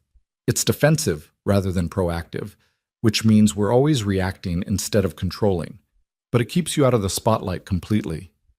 Which do you recommend? Ava was quiet for a moment, her fingers steepled in front of her face. Honestly, option 1, because option 2 only works if the story dies naturally, and I don't think it will. You're too interesting. A working-class hero who moves like a trained operator? That's narrative gold. Someone will keep digging, and eventually they'll dig up something we can't control. At least with option 1, we're shaping the narrative from a position of strength. Ryan stood and walked to the windows, looking down at the city 16 floors below. Somewhere down there, Lucy was having breakfast with Mrs. Chen, probably watching cartoons, blissfully unaware that her father's past was collapsing into his present. He'd worked so hard to give her a normal life, the kind of childhood where the biggest worry was homework and the biggest adventure was the playground. Now that normalcy was threatened by a video that had turned him into content, into a curiosity, into something other people felt entitled to investigate. If I do the interview, he said slowly, I need guarantees. No photos of Lucy, no mention of her school or our address. Nothing that makes her more vulnerable than she already is. Agreed. I'll negotiate those terms personally with Sarah Chen. Anything else? Yeah, I need to know why you're really doing this. Ryan turned to face Ava. And don't tell me it's just gratitude for saving Sophie. You're not someone who makes business decisions based on emotions. So what's the calculation here? What do you get out of helping me? Ava met his gaze without flinching. You want the honest answer, the one I wouldn't say in front of my board? Please. When you left, I was 22 and convinced I had the world figured out. I was about to take a position in my father's company, start climbing the ladder, prove that I was more than just Thomas Lang's daughter. And I remember the last conversation we had. You were walking out the front door of the estate, and I asked you why you were leaving when we needed you. Do you remember what you said? Ryan shook his head. You said, Ms. Lang, the measure of good security is when you don't notice it's gone. If I've done my job right, you'll never realize how much danger you were actually in, and you'll be free to take risks because someone else was managing them for you. That's the gift. The freedom to be brave. Ava's voice softened. I built a company on that philosophy, that my job was to manage risk so other people could innovate. I've spent 15 years trying to be for my employees what you were for my family, and last night, when I saw you protect Sophie without hesitation, I realized you were still doing that, still managing risk, still giving people the freedom to be brave. She paused. So the honest answer is this. I'm helping you because you taught me what leadership actually looks like, and because the world needs more people like you in it, and selfishly, because I'd like to have you back in my life, even tangentially. You were the only adult who never treated me like a child or an heiress. You treated me like someone capable of understanding hard truths. I've missed that. Ryan felt something in his chest loosen, a tension he'd carried for 15 years, wondering if leaving had been a betrayal. You turned out exactly like I thought you would. Your father must be proud. He was. He passed away 2 years ago. Heart attack. Sudden. Ava's professional mask slipped for just a second, revealing grief that was still sharp. I wish he could have seen you last night. He always believed you were the best decision he ever made regarding our safety. Losing you was one of his few regrets. I'm sorry. Thomas was a good man. He was. And he taught me that debts of honor outlast their original context. So let me do this. Let me protect you the way you protected us. It's what he would have wanted. Ryan nodded slowly. Okay, set up the interview, but I want final approval on the article before it runs, and I want your legal team reviewing every word. If they publish something we didn't agree to, I'm holding you responsible. Fair enough? Ava smiled, the first genuine smile he'd seen from her since she'd appeared at his door this morning. Welcome back, Cole, even if it's just temporary. It's Ryan now. Cole is someone I used to be. Ryan, then. I'll have contracts drawn up regarding the interview terms, and I'll reach out to Sarah Chen today. In the meantime, I'd suggest you stay off social media and don't respond to any calls from numbers you don't recognize. Marcus will drive you home and stay posted outside your building in case any journalists show up. I'll also arrange for someone to escort Lucy to and from school starting tomorrow. Discreetly, nothing that will scare her, just making sure no one bothers her. Ryan wanted to argue that he could protect his own daughter, but pride was a luxury he couldn't afford right now. Thank you. Thank yourself. You're the one who jumped into danger when most people would have walked past. Ava stood, extending her hand. We'll get through this, I promise. Ryan shook her hand, feeling the firm grip of someone used to making deals that stuck. As Marcus drove him back through the city, Ryan stared out at the rain starting to fall again, wondering if Ava's promise was one she could actually keep. The internet didn't forget. The past had a way of surfacing no matter how deep you buried it, and somewhere out there, Derek Marsh was probably already working on his next angle, his next threat, his next attempt to turn Ryan's life into a commodity. The SUV pulled up outside Ryan's building, and Marcus turned in his seat. I'll be here all day and night. Anyone approaches who seems off, I'll handle it. You've got my number if you need anything. Marcus, can I ask you something? Sure. When you left the Secret Service, was it hard, adjusting to civilian life? Marcus was quiet for a moment. Every day. You spend years in a heightened state, scanning for threats that might never come, running scenarios in your head about how to protect your principal if everything goes to hell. Then you leave, and suddenly you're supposed to care about traffic jams and mortgage payments and what to make for dinner. It's like going from color to black and white. Everything feels muted. Does it get easier? No, but you get better at pretending it does. That's the best we can hope for, I think, learning to fake normal until it feels almost real. Marcus offered a slight smile. You'll be all right, Mr. Cole. People like us, we're survivors. We adapt. Ryan got out of the SUV and headed upstairs, Marcus's words echoing in his head. Learning to fake normal until it feels almost real. That's what he'd been doing for 3 years, and it had almost worked. He'd almost convinced himself that Ryan Cole, the construction worker, was his true self, and everything before was the lie. Last night had blown that comfortable delusion apart. Mrs. Chen's apartment smelled like ginger and jasmine tea. Lucy was curled up on the couch watching cartoons, still in her pajamas, safe and happy and ignorant of the storm gathering around them. When she saw Ryan, she brightened immediately. "Daddy, Mrs. Chen made me dumplings for breakfast. Can she make breakfast every day?" "That would be taking advantage of Mrs. Chen's kindness, sweetheart, but we can ask her to teach us how to make dumplings ourselves." Lucy wrinkled her nose.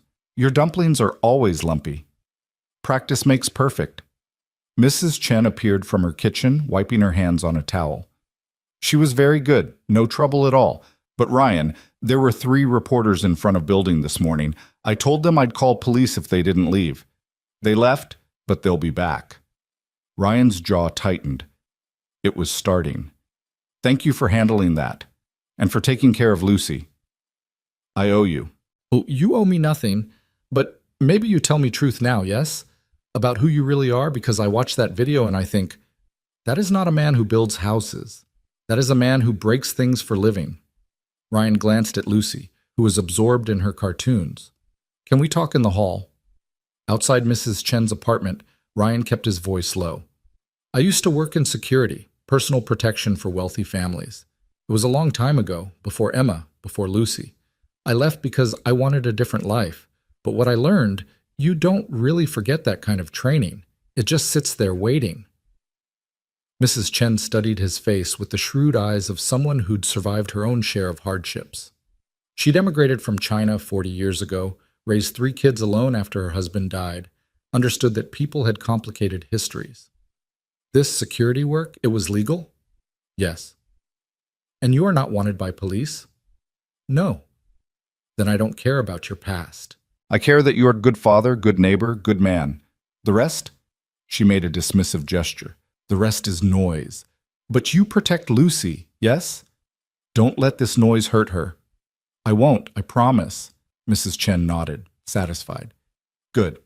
Now take your daughter home and feed her something other than pancakes. Growing girl needs vegetables." Back in his own apartment, Ryan tried to maintain normalcy for Lucy's sake.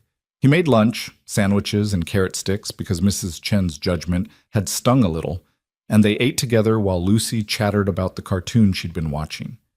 But he could see her watching him with slightly too much attention, the way kids did when they sensed something was wrong but weren't sure what. "Daddy, are you in trouble?" "No, sweetheart. Why do you ask?" "Mrs. Chen said there were reporters outside, and you seem worried. You get this line here." She touched her forehead. "When you're worried." Ryan forced himself to relax his expression. "I'm not worried. I'm just thinking. Sometimes people are curious about things they see online and they ask too many questions. But it's nothing bad, just annoying. Is it because of what you did last night, saving that lady?" "Yes." "People should leave you alone. You're a hero." "I'm not a hero, Lucy. Heroes don't exist outside of stories. I'm just a dad who did what needed doing." Lucy pushed her carrots around her plate. "In school, we learned about heroes. Teacher said heroes are people who help others even when it's hard or scary. That's what you did." "Maybe. But being a hero comes with complications. People want to know things about you. They want to understand why you did what you did. And sometimes explaining gets messy." "Then don't explain. Just tell them you're my dad and dads protect people. That's what dads do." Ryan smiled despite himself. "You make it sound so simple." "Because it is simple. Grown-ups make everything complicated." She took a bite of sandwich, swallowed, then looked at him seriously. "Are we going to have to move again? Like when Mommy died and we moved here?" The question hit Ryan like a fist.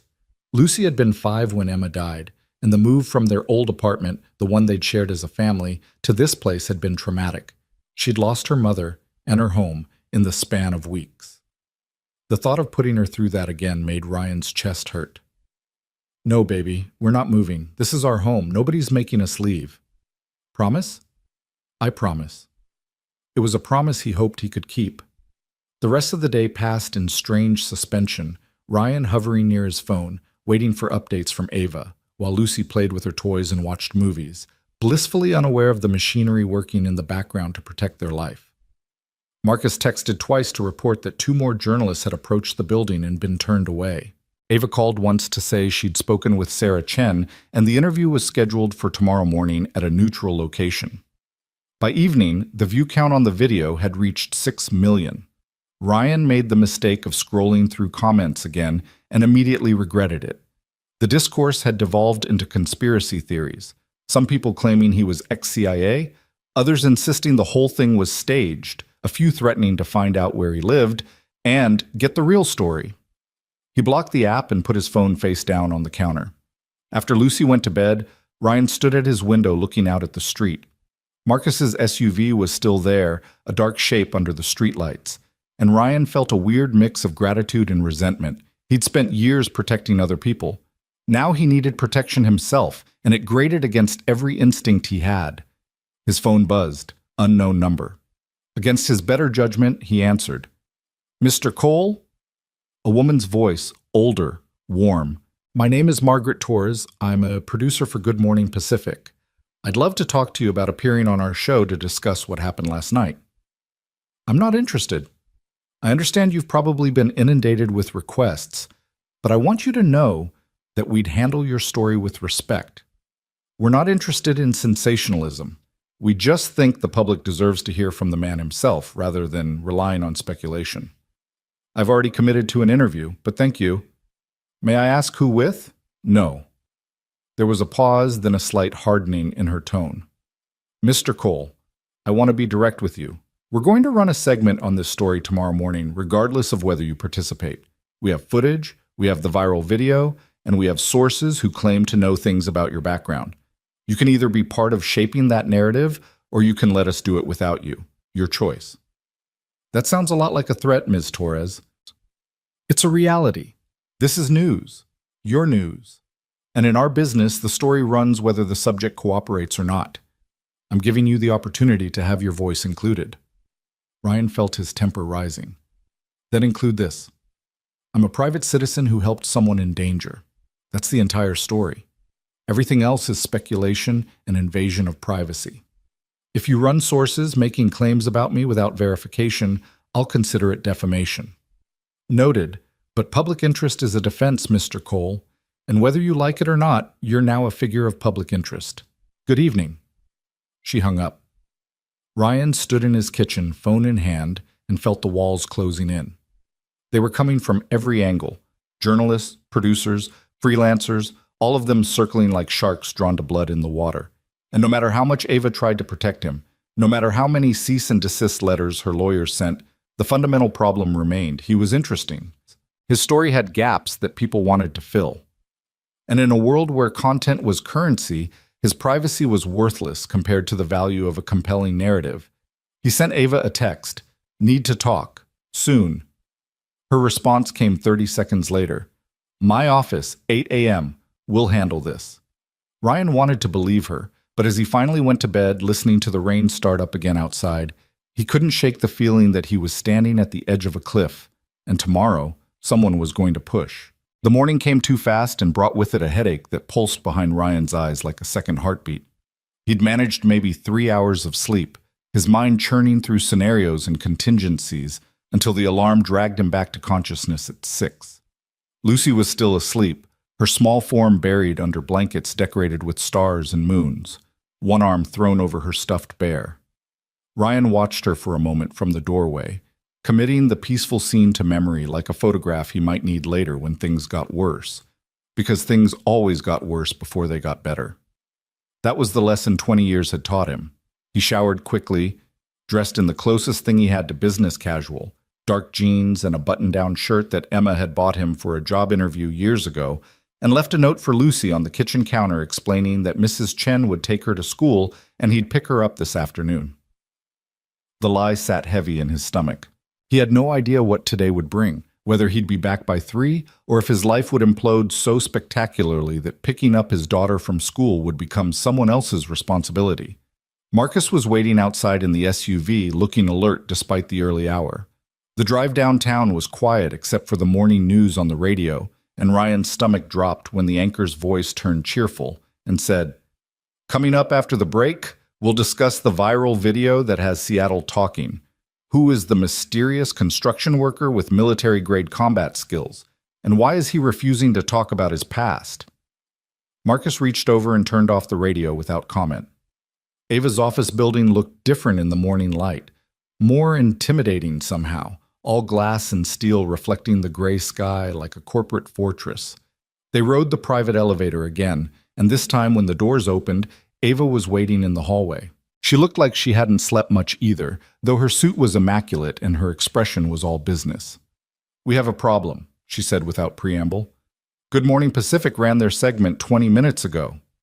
Ryan felt ice slide through his veins. "What did they say?" "Come see for yourself." She led him into a conference room where a laptop sat open on the table, the video already queued up. Ryan recognized Margaret Torres immediately, 50s, professional smile, sitting across from her co-anchor with that peculiar brand of manufactured concern that television personalities wore like makeup. Ava hit play. "This morning, we're following up on a story that's captured the attention of millions online," Torres said, her voice warm and inviting. 2 nights ago, a man identified as Ryan Cole intervened in an attempted assault in Seattle's warehouse district, disarming 2 attackers with what experts are calling professional-level combat techniques. But questions are mounting about who this man really is and what his background actually entails. The video cut to the alley footage, now enhanced somehow, the image quality better than the original, showing Ryan's movements in clearer detail. A freeze frame highlighted the moment when he stripped the gun from the first attacker, and a red circle appeared around his hands, zooming in on the precision of the technique. "We showed this footage to Daniel Rourke, a former Navy SEAL who now runs a security consulting firm," Torres continued, and the screen shifted to show a man in his 40s with a severe haircut and the confident bearing of someone used to being listened to. "Daniel, what did you see when you watched this video?" "What I saw," Rourke said, his voice carrying the flat authority of a professional, "was someone with advanced close-quarters combat training. The way he controlled the weapon hand, the joint manipulation, the transition to the second target, that's not something you learn in a weekend self-defense course. That's the result of hundreds of hours of repetition, the kind of training you find in military special operations or high-level private security." "So you're saying Mr. Cole has a military background?" "I'm saying he has training that suggests either military or professional security work. The efficiency is what stands out. No wasted movement, no hesitation. That's someone who's done this before, probably many times. Torres nodded gravely. We reached out to Mr. Cole multiple times for comment, but he declined to be interviewed. We also attempted to verify his employment history and found some interesting gaps. According to public records, Ryan Cole began working in construction 12 years ago, but before that, his employment history is unclear. There are no military service records under that name, no professional licenses, no digital footprint before 2013. It's as if Ryan Cole simply appeared fully formed 12 years ago. The video cut back to Torres in the studio. Now, there could be innocent explanations for this: name changes, privacy concerns, witness protection. But the lack of transparency has led to speculation online, with some suggesting Mr. Cole might be hiding something more significant. We've reached out to several government agencies to see if they can shed light on his background, but so far, no one is commenting. Ryan's hands clenched into fists under the table. They were painting him as suspicious, as someone with secrets that warranted investigation by government agencies. And the worst part was they weren't wrong. He did have secrets, secrets that could unravel everything if the wrong people started pulling at those threads. The segment continued with Torres reading statements from the Seattle Police Department, praising Cole's intervention while declining to comment on his background, then shifted to man-on-the-street interviews where random people speculated wildly about who he might be. The conspiracy theories ranged from former CIA operative to witness protection to foreign intelligence agent. One woman suggested he might be a superhero, which would have been funny if the situation weren't so dire. Finally, Torres wrapped up with a smile that didn't reach her eyes. Whatever Ryan Cole's past may hold, there's no denying he helped someone in need. But the question remains, in an age of transparency, do we have a right to know more about the people who become overnight heroes? That's a conversation worth having. We'll continue to follow this story and bring you updates as they develop. Ava closed the laptop. It's bad. It's worse than bad, Ryan said quietly. They basically just told every intelligence agency with internet access that there's someone in Seattle with training they can't account for. That's how you get flagged. That's how you get investigated by people with resources I can't hide from. I know, which is why we need to move up the timeline on our interview with Sarah Chen. If we don't control this narrative today, right now, someone else will, and they won't be as careful with the truth. Ava pulled out her phone and started typing. I'm having Sarah meet us here in 2 hours. That gives us time to prepare your statement and make sure we're not leaving any openings for follow-up speculation. 2 hours. Ava, I haven't even figured out what I'm going to say yet. Then we figure it out together. That's why I have a team. She gestured toward the door, and Ryan followed her down the hall to a larger conference room where 3 people were already waiting, 2 women and a man, all dressed in business attire, all looking at Ryan with the analytical expressions of people whose job was solving problems. Ryan Cole, meet my crisis management team, Ava said. This is Jennifer Park. She handles media relations. David Ortiz, he's my legal counsel. And Dr. Amanda Walsh, she consults on communications strategy. They've all signed NDAs that would bankrupt them if they violate your privacy, and they're here to help craft a narrative that protects you while satisfying public curiosity. Jennifer spoke first, her voice crisp and efficient. Mr. Cole, we've been reviewing the media coverage and social sentiment analysis. The good news is that public opinion is still largely sympathetic. People see you as someone who did the right thing. The bad news is that the mystery around your background is feeding speculation that could turn ugly. We need to give them answers that feel complete without actually revealing anything actionable. Meaning what, exactly? Ryan asked. David leaned forward. Meaning we acknowledge you have a background in security without specifying details that could be verified or contradicted. We frame your departure from that industry as a personal choice related to family priorities, which is emotionally satisfying and effectively closes the door on further inquiry. Most importantly, we emphasize that you're a private citizen who acted heroically but doesn't owe the public a detailed autobiography. Dr. Walsh, who'd been studying Ryan with unsettling intensity, finally spoke. Mr. Cole, I specialize in trauma communication and crisis psychology. What I need to understand is what you're most afraid of. Not professionally afraid, personally afraid. What's the worst-case scenario in your mind? Ryan was quiet for a moment, weighing how honest to be. But these people had been hired to protect him, and they couldn't do that effectively if he held back. Worst case, someone from my old life recognizes me from the coverage and decides I'm a liability, or someone I worked against 15 years ago decides this is an opportunity for revenge.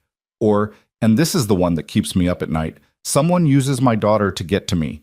Lucy is 8, she's innocent, and if anything happened to her because I got careless or proud or thought I could help someone without consequences, he didn't finish the sentence. He didn't need to. Dr. Walsh nodded slowly, and something in her expression suggested she understood trauma in ways that academic credentials couldn't explain. Then our primary objective is establishing boundaries, she said. We make it clear that your past is closed for discussion, that your daughter is completely off limits, and that any attempts to dig further will be met with legal action. We don't do this defensively. Defense suggests guilt. We do it from a position of principled privacy. You're a father protecting his child. That's universally sympathetic. And if they keep digging anyway? Ryan asked. Then we make it expensive and time-consuming enough that most outlets decide it's not worth the resources, David said. Ava's legal budget is effectively unlimited for this purpose. We can tie up any legitimate news organization in litigation for years if necessary. The freelancers and bloggers are harder to control, but they also have less reach and credibility. Jennifer pulled up a document on her laptop. I've drafted a statement framework for your interview with Sarah Chen. It acknowledges your security background in general terms, emphasizes your current role as a single father, and redirects focus to the actual incident rather than your history. The key is striking a balance between transparency and privacy. Give them enough that they feel satisfied without giving them anything they can actually investigate. She turned the laptop so Ryan could read the screen. He scanned the carefully worded paragraphs, each sentence calibrated to reveal nothing while appearing to reveal something. It was masterful manipulation, really, the kind of language that politicians used when they wanted to answer a question without actually answering it. This makes me sound like a politician, Ryan said. Good, Jennifer replied. Politicians stay in office precisely because they've mastered the art of seeming transparent while maintaining privacy. You're not lying. Everything in this statement is factually true. You're just controlling what truths get emphasized and which ones get glossed over. Ryan read it again, and this time he could see the structure. The emotional appeals that would make viewers sympathetic, the vague references that suggested importance without providing details, the pivot to Lucy that would make him human rather than mysterious. It was brilliant. It was also exhausting to think about performing this kind of careful verbal dance for a journalist who'd be looking for any crack in the facade. What if she asks something I'm not prepared for, he asked. What if she pushes on something I can't answer? Then you fall back on your training, Ava said quietly. You've been interrogated before, I assume, by people much more skilled than Sarah Chen. Ryan nodded slowly. He'd sat through hostile interrogations, friendly interrogations that lasted hours while people tried to break him down or trip him up. This should be easier than that. Should be. The difference, Dr. Walsh interjected, is that in those situations you didn't care what your interrogators thought of you. Here, you need Sarah and her audience to like you, to empathize with you, to see you as a good man who deserves privacy. That requires a different skill set. You need to be vulnerable without being weak, honest without being revealing, firm without being hostile. How do I do that? You think about Lucy while you're talking. Every answer you give, you frame through the lens of protecting her. That keeps you grounded in what matters and gives your responses authentic emotional weight. People can tell when someone is lying to protect themselves. They're more forgiving when someone is lying to protect their child. Ryan met Dr. Walsh's eyes and saw understanding there, the kind that came from personal experience rather than theoretical knowledge. You've done this before, been in this situation. Not exactly this situation, but I know what it's like to have a past that needs staying buried for good reasons. And I know what it costs to maintain that burial every single day. She offered a slight smile. You're not alone in this, Mr. Cole. Reinvention is more common than people think. Most of us are just better at hiding the seams.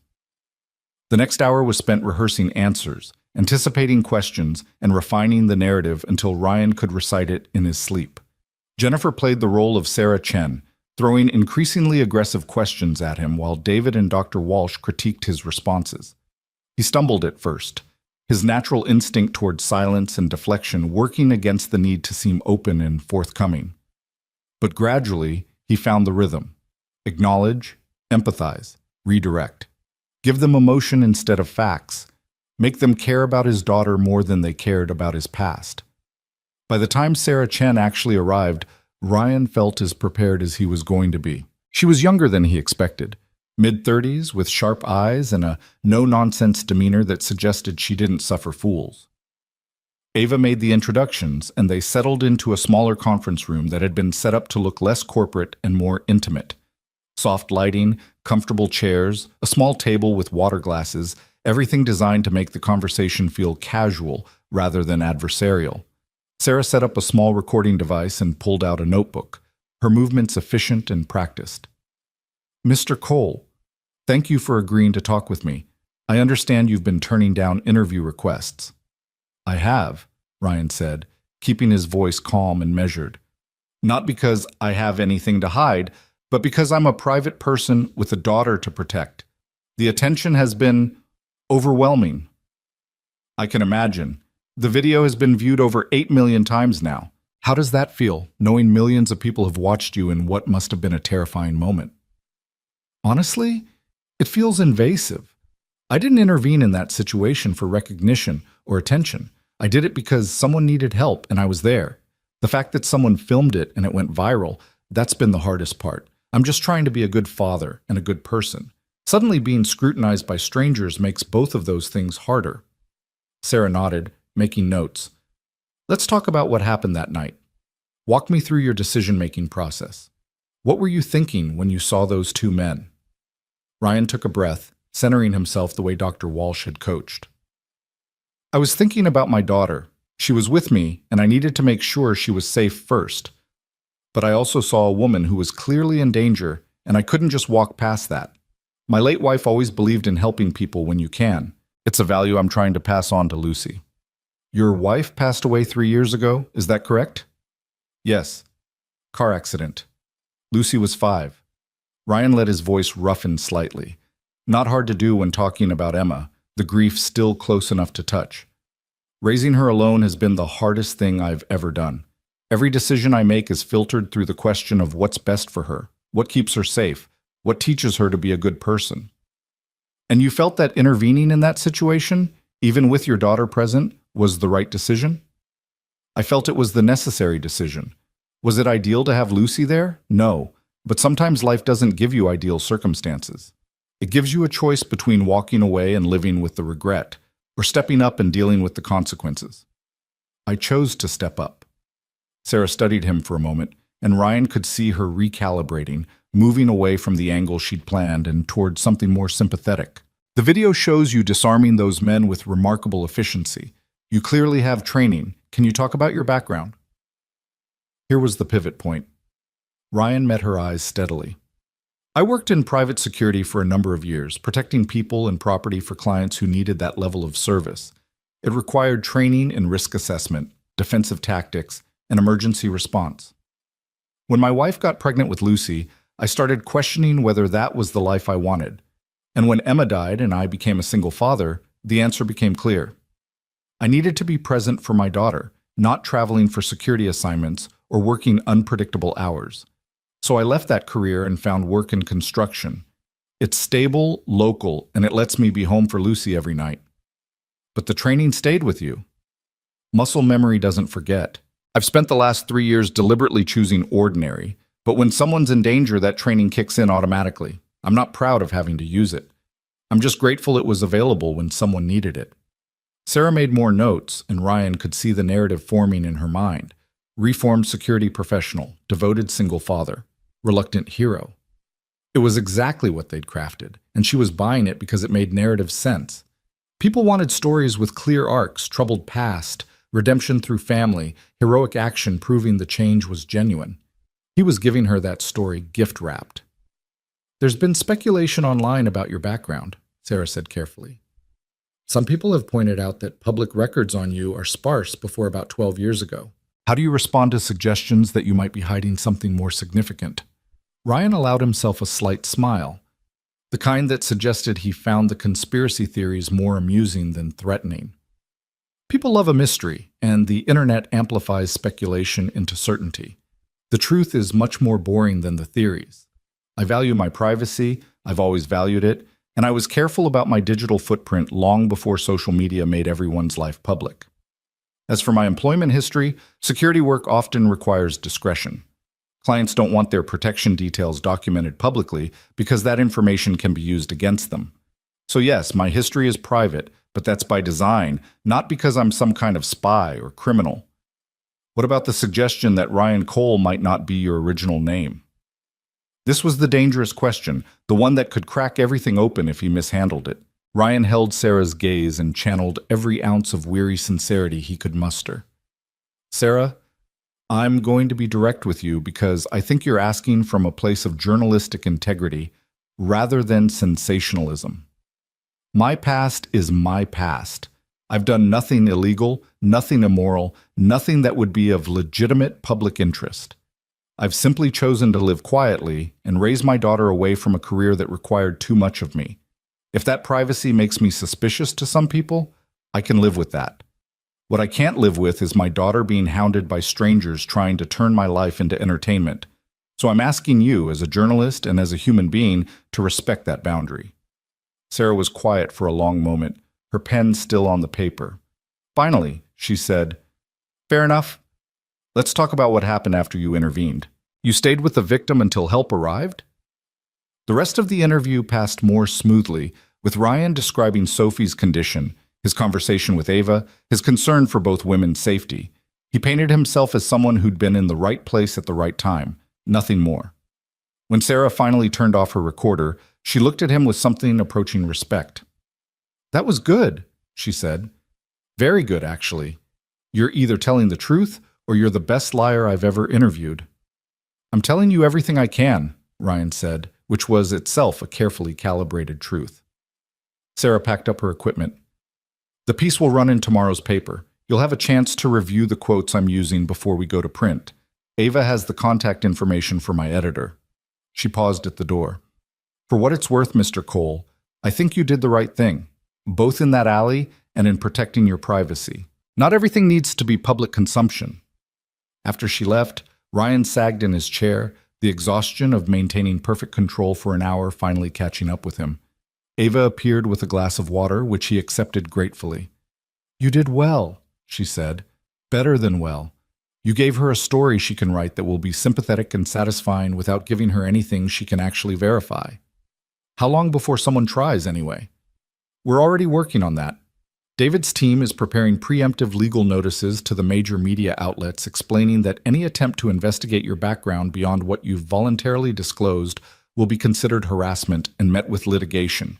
It won't stop everyone, but it'll stop the ones who care about their reputation." Ryan drained the water glass. "And the ones who don't care about their reputation?" "We deal with those as they come, one crisis at a time." Ryan's phone buzzed. "Mrs. Chen." He answered immediately. "Is Lucy okay?" "Lucy is fine, but Ryan, there are people outside school with cameras. Principal called me because they were trying to ask children about you. I went early to pick her up. She is with me now." Ryan's blood turned cold. "Did they approach Lucy?" "No, teachers protected her. But Ryan, this is not good. She is scared. She doesn't understand why strangers want to talk about her daddy." "I'm on my way. 20 minutes. He ended the call and looked at Ava. "They went to her school. They tried to question 8-year-olds about me." Ava's expression went from concerned to furious in an instant. "David," she called, and her lawyer appeared in the doorway. "I want to know which outlet sent reporters to a child's elementary school, and I want a lawsuit filed by end of business today. Harassment of minors, emotional distress, whatever charges stick. Make it hurt." "On it." David disappeared. "Marcus will drive you," Ava said. "And Ryan? I'm assigning additional security to Lucy's school and to Mrs. Chen's apartment. No one gets near your daughter without going through trained professionals. That's non-negotiable." Ryan wanted to argue about independence and not needing her help, but the fear coursing through him overrode pride. "Thank you." The drive back felt interminable, traffic conspiring to add extra minutes between him and his daughter.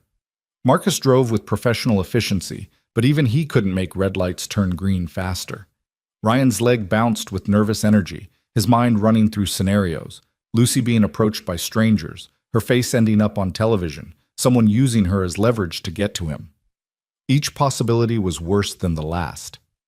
When they finally reached Mrs. Chen's building, Ryan took the stairs 2 at a time. He found Lucy curled up on Mrs. Chen's couch, her face blotchy from crying, her stuffed bear clutched to her chest. The moment she saw him, she launched herself across the room and wrapped her arms around his waist. "Daddy, there were people with cameras, and they kept asking Miss Peterson questions about you, and everyone was talking, and I was scared." The words tumbled out in a rush, her voice small and frightened in a way that broke his heart. Ryan knelt down to her level, his hands on her shoulders. "Hey, look at me. You're safe. Nobody touched you, nobody bothered you, right?" Lucy nodded, sniffing. "But why do they care about you? Why are they at my school?" "Because grown-ups sometimes make bad decisions about what's important. They think because I helped someone, that means they get to know everything about me. But they're wrong, and we're going to make them stop, okay?" "How?" "By being smart and careful and remembering that we're a team. You and me, we look out for each other. And right now, that means I'm going to pick you up from school every day. And if anyone with a camera tries to talk to you, you walk away and find a teacher. Can you do that?" "I guess. But Daddy, are we in trouble?" Ryan pulled her into a hug, breathing in the strawberry scent of her shampoo, feeling her small heart beating against his chest. "No, sweetheart. We're not in trouble. We're just dealing with complicated grown-up nonsense. But it's going to be okay. I promise." It was the second promise he'd made that he desperately hoped he could keep. Mrs. Chen appeared with hot chocolate and cookies, and gradually Lucy calmed down, her childhood resilience reasserting itself. By the time Ryan carried her home to their own apartment, she was chattering about a drawing she'd made in art class, the school incident already receding in the way that childhood trauma sometimes could, not forgotten, but filed away to be processed later. Ryan got her settled with a movie and retreated to the kitchen, where he stared at his phone and tried to figure out what the hell he was supposed to do next. The interview with Sarah Chen would help, but it wouldn't stop everyone. There would always be someone looking for an angle, a conspiracy, a story that hadn't been told. And as long as his face was circulating online, as long as people were curious about the mysterious construction worker with combat skills, his life was exposed in ways he couldn't control. His phone rang. Unknown number again, but this time the area code was Virginia. That meant something. That meant government, potentially. Ryan answered. "Mr. Cole?" A man's voice, educated, careful. "My name is James Whitmore. I'm with the State Department's Diplomatic Security Service. Do you have a moment to talk?" Every alarm bell in Ryan's head went off simultaneously. "About what?" "About your rather impressive performance in that alley video that's been circulating. See, Mr. Cole, we have people who specialize in analyzing combat techniques, and they flagged your particular style of disarmament as consistent with training provided to protective details for high-value targets. That's a fairly specialized skill set, and we tend to keep track of people who have it." I told the journalist, "I worked private security. That's where the training came from." "Right. And yet when we ran your name through our databases, we didn't find any record of you working for any of the legitimate firms that provide that level of training, which creates an interesting puzzle. Either you're using an alias, or you receive training through channels that don't keep official records, or you're just an exceptionally gifted amateur. Care to clarify which it is?" Ryan's mind raced. This was exactly what he'd feared. Someone with resources and authority taking an interest. Someone who could actually dig deep enough to find the things he'd buried. "I'm a private citizen who helped someone. That's all." "Of course, and normally we'd leave it at that. But here's the thing, Mr. Cole. If that is your real name, we also have concerns about potential foreign operatives working in the United States. People with advanced training who appear out of nowhere and don't have verifiable backgrounds tend to draw attention from counterintelligence. I'm sure you understand." "Are you accusing me of something?" "I'm suggesting that it would be in your best interest to have a conversation with us. Voluntarily, of course.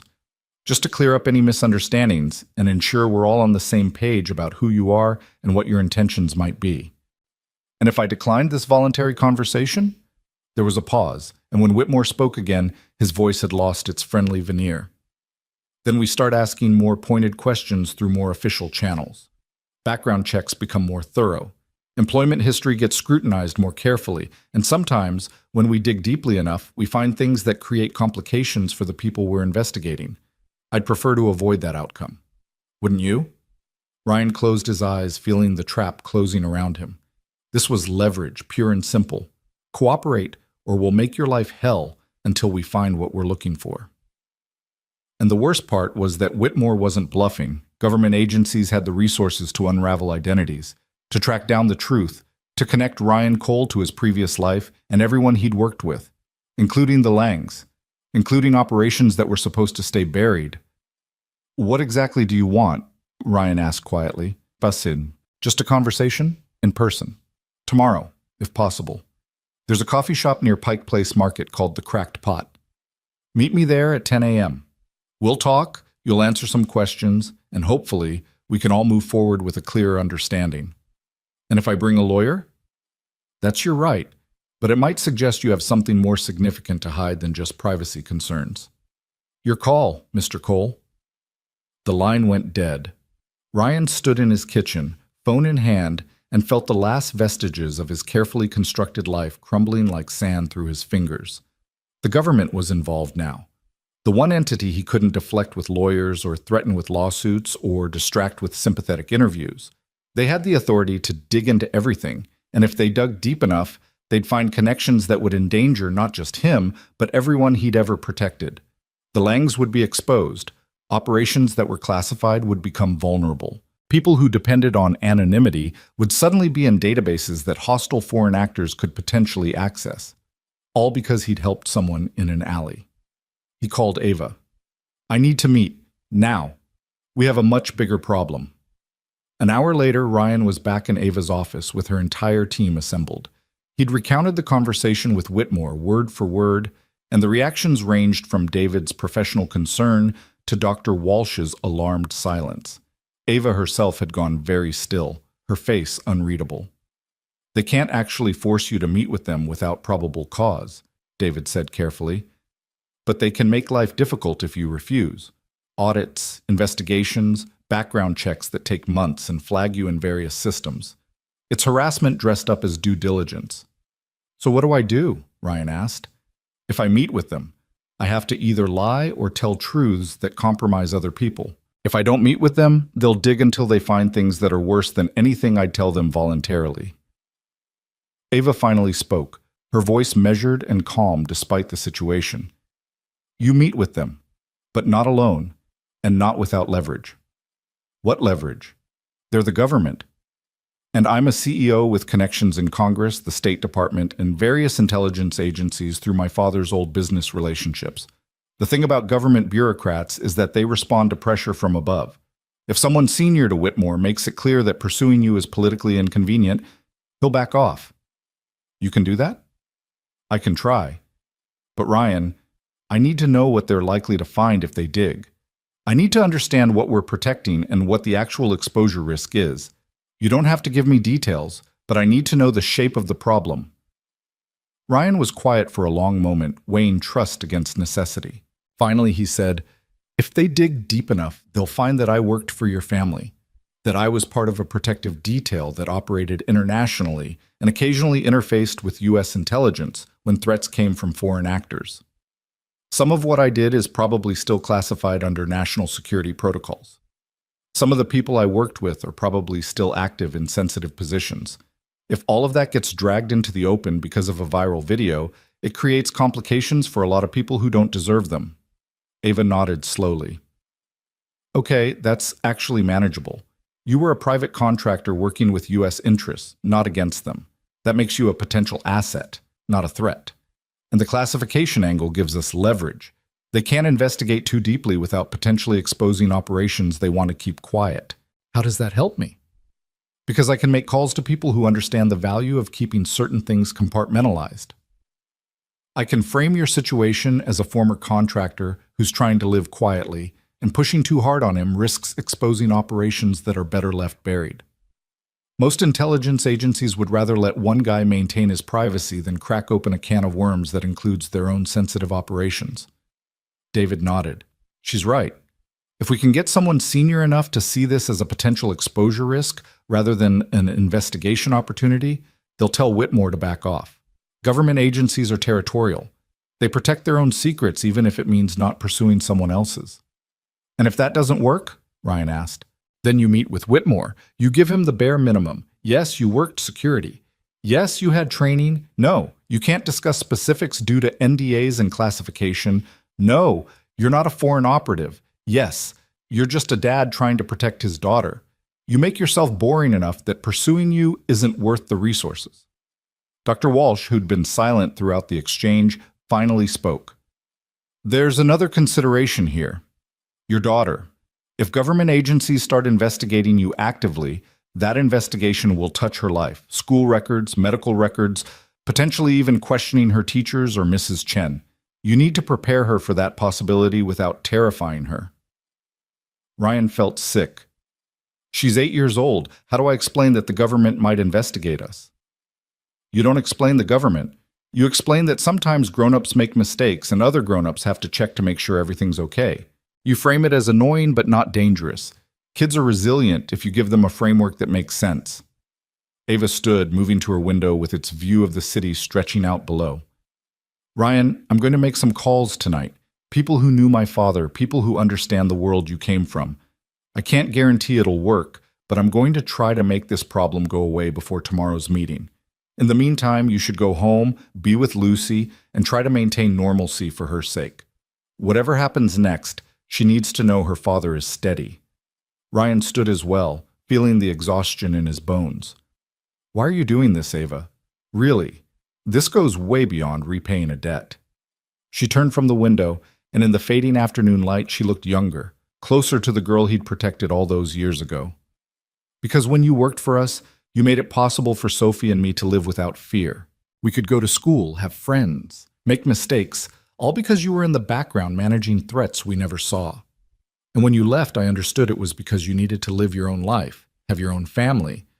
But I also promised myself that if I ever had the power to return that gift, the gift of living without fear, I would. Consider this me keeping that promise.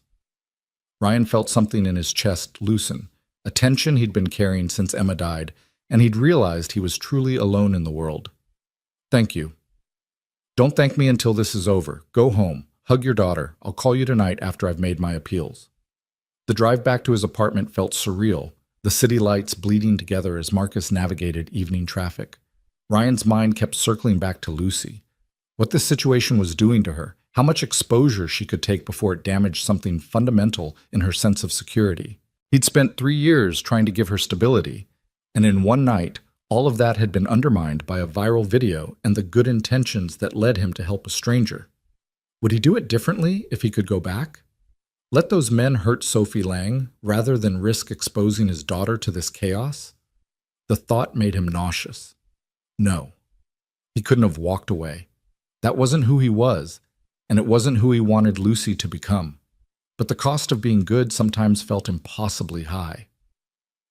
Lucy was already asleep when he got home, curled up in her bed with her bear and a nightlight casting constellation patterns on her ceiling. Mrs. Chen had stayed with her until Ryan returned, and she patted his arm as she left with a grandmother's certainty that everything would work out because it had to. Ryan made himself eat something, though he barely tasted it. He showered, letting the hot water beat against his shoulders, and tried to imagine what tomorrow would bring. A meeting with a government agent who wanted answers Ryan couldn't give. Potentially an investigation that would unravel everything.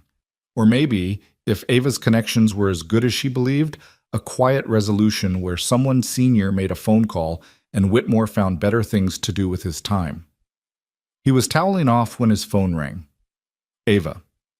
I made the calls, she said without preamble. 3 people who knew my father, who understand the world you came from, who have enough influence to make suggestions that carry weight. 2 of them are making calls tonight to their contacts in State Department and CIA. The 3rd is planning to reach out to Whitmore's supervisor directly with concerns about potential exposure of classified operations. I can't promise it'll work, but I put the pieces in motion. What do I owe you for this? Nothing. But if you insist on keeping a ledger, then consider it down payment on a different question I'm going to ask you eventually. What question? Whether you'd consider coming to work for me. Not in the field, I know you're done with that, but as a security consultant, helping me design systems and protocols that protect people the way you protected my family. It would be mostly remote work, flexible hours, salary that would let Lucy go to better schools, and you to stop worrying about construction accidents putting you out of work. But that's a conversation for later, after this crisis is resolved. Ryan was quiet, processing the offer. I'll think about it. That's all I ask. Get some sleep if you can. Call me tomorrow after the meeting, assuming it still happens. After she hung up, Ryan stood in his dark living room and stared at the sleeping city beyond his window. Somewhere out there, phone calls were being made on his behalf. Favors were being called in. The machinery of power was shifting to protect one man and his daughter from the consequences of viral fame. It felt surreal. It felt like standing in the eye of a hurricane, knowing the wind could shift direction at any moment and tear everything apart. But for tonight, Lucy was safe. For tonight, the walls were still standing, and that would have to be enough. He finally went to bed, though sleep came in fragments and nightmares. In his dreams, Emma was alive again, standing in that alley with Lucy, watching him fight. When he turned to her for approval, she shook her head sadly. "You promised," she said. "You promised you'd leave that life behind." And then she disappeared, and he was alone with his daughter crying, and strangers with cameras closing in from every direction while he tried to shield her with his body, but there were too many of them, always too many. He woke at 5 a.m., heart pounding, and gave up on sleep. Instead, he made coffee and sat at his kitchen table, watching the dawn break over Seattle, and waited to see if Ava's efforts would be enough to save the life he'd built from the ashes of who he used to be. The morning light filtered through Ryan's kitchen window like a reluctant promise, gray and uncertain, matching the knot of anxiety that had taken up permanent residence in his stomach. He'd already gone through half a pot of coffee by the time Lucy padded out of her bedroom, rubbing sleep from her eyes and dragging her bear behind her. She climbed into his lap without asking, the way she used to do when she was smaller and the world felt safer. "Bad dreams again?" she asked, her voice muffled against his chest. Ryan wrapped his arms around her, breathing in the familiar scent of her shampoo. "Just thinking about grown-up stuff. Nothing for you to worry about." "That's what you always say. But I can tell when you're worried. You do this thing with your jaw." She reached up and touched the side of his face, where the muscles get all tight like you're trying to bite through metal. Despite everything, Ryan smiled. His daughter was too perceptive for her own good, a trait she'd inherited from Emma, along with those auburn curls and that stubborn chin. "You're too smart for 8. I'm almost 9. That's basically a teenager. Please don't rush it. I'm not ready for the teenager years." Lucy pulled back to look at him seriously. "Daddy, are we still in trouble? From the video and the people with cameras?" Ryan chose his words carefully, remembering Dr. Walsh's advice about giving children frameworks that made sense without terrifying them. "We're dealing with some complicated situations, but we're not in danger. Some people are asking questions that they don't really need answers to, and we're working on helping them understand that. It's annoying more than scary, okay? Like when Tommy Berkowitz kept asking me if I had a boyfriend and wouldn't stop even when I said it was none of his business? Exactly like that. Sometimes people don't respect boundaries, and you have to be firm about protecting your privacy. So what are you going to do?" "I have a meeting this morning with someone who has questions. I'm going to answer what I can, be polite, and make it clear that my past is my business. And then hopefully, everyone will find something more interesting to talk about." Lucy considered this, her small face scrunched up in concentration. "Will you be home to pick me up from school?" "Absolutely. Mrs. Chen is going to walk you there this morning, and I'll be at the gate at 3 o'clock sharp. Sound good? Can we get ice cream after, if your meeting goes okay?" Ryan hugged her tighter. "If my meeting goes okay, we'll get ice cream and pizza and watch that movie you've been begging to see. Deal?" "Deal." She squeezed him 3 times, their "I love you," and he squeezed back 4 times before getting up to make her breakfast. The routine of scrambled eggs and toast, of packing her lunch and making sure she had her homework, provided a temporary anchor against the chaos swirling just beyond their apartment walls. Ryan walked Lucy down to Mrs. Chen's at 7:30, thanked the elderly woman for the 1,000th time, and watched them head toward the school until they turned the corner and disappeared from sight. Only then did he allow himself to check his phone.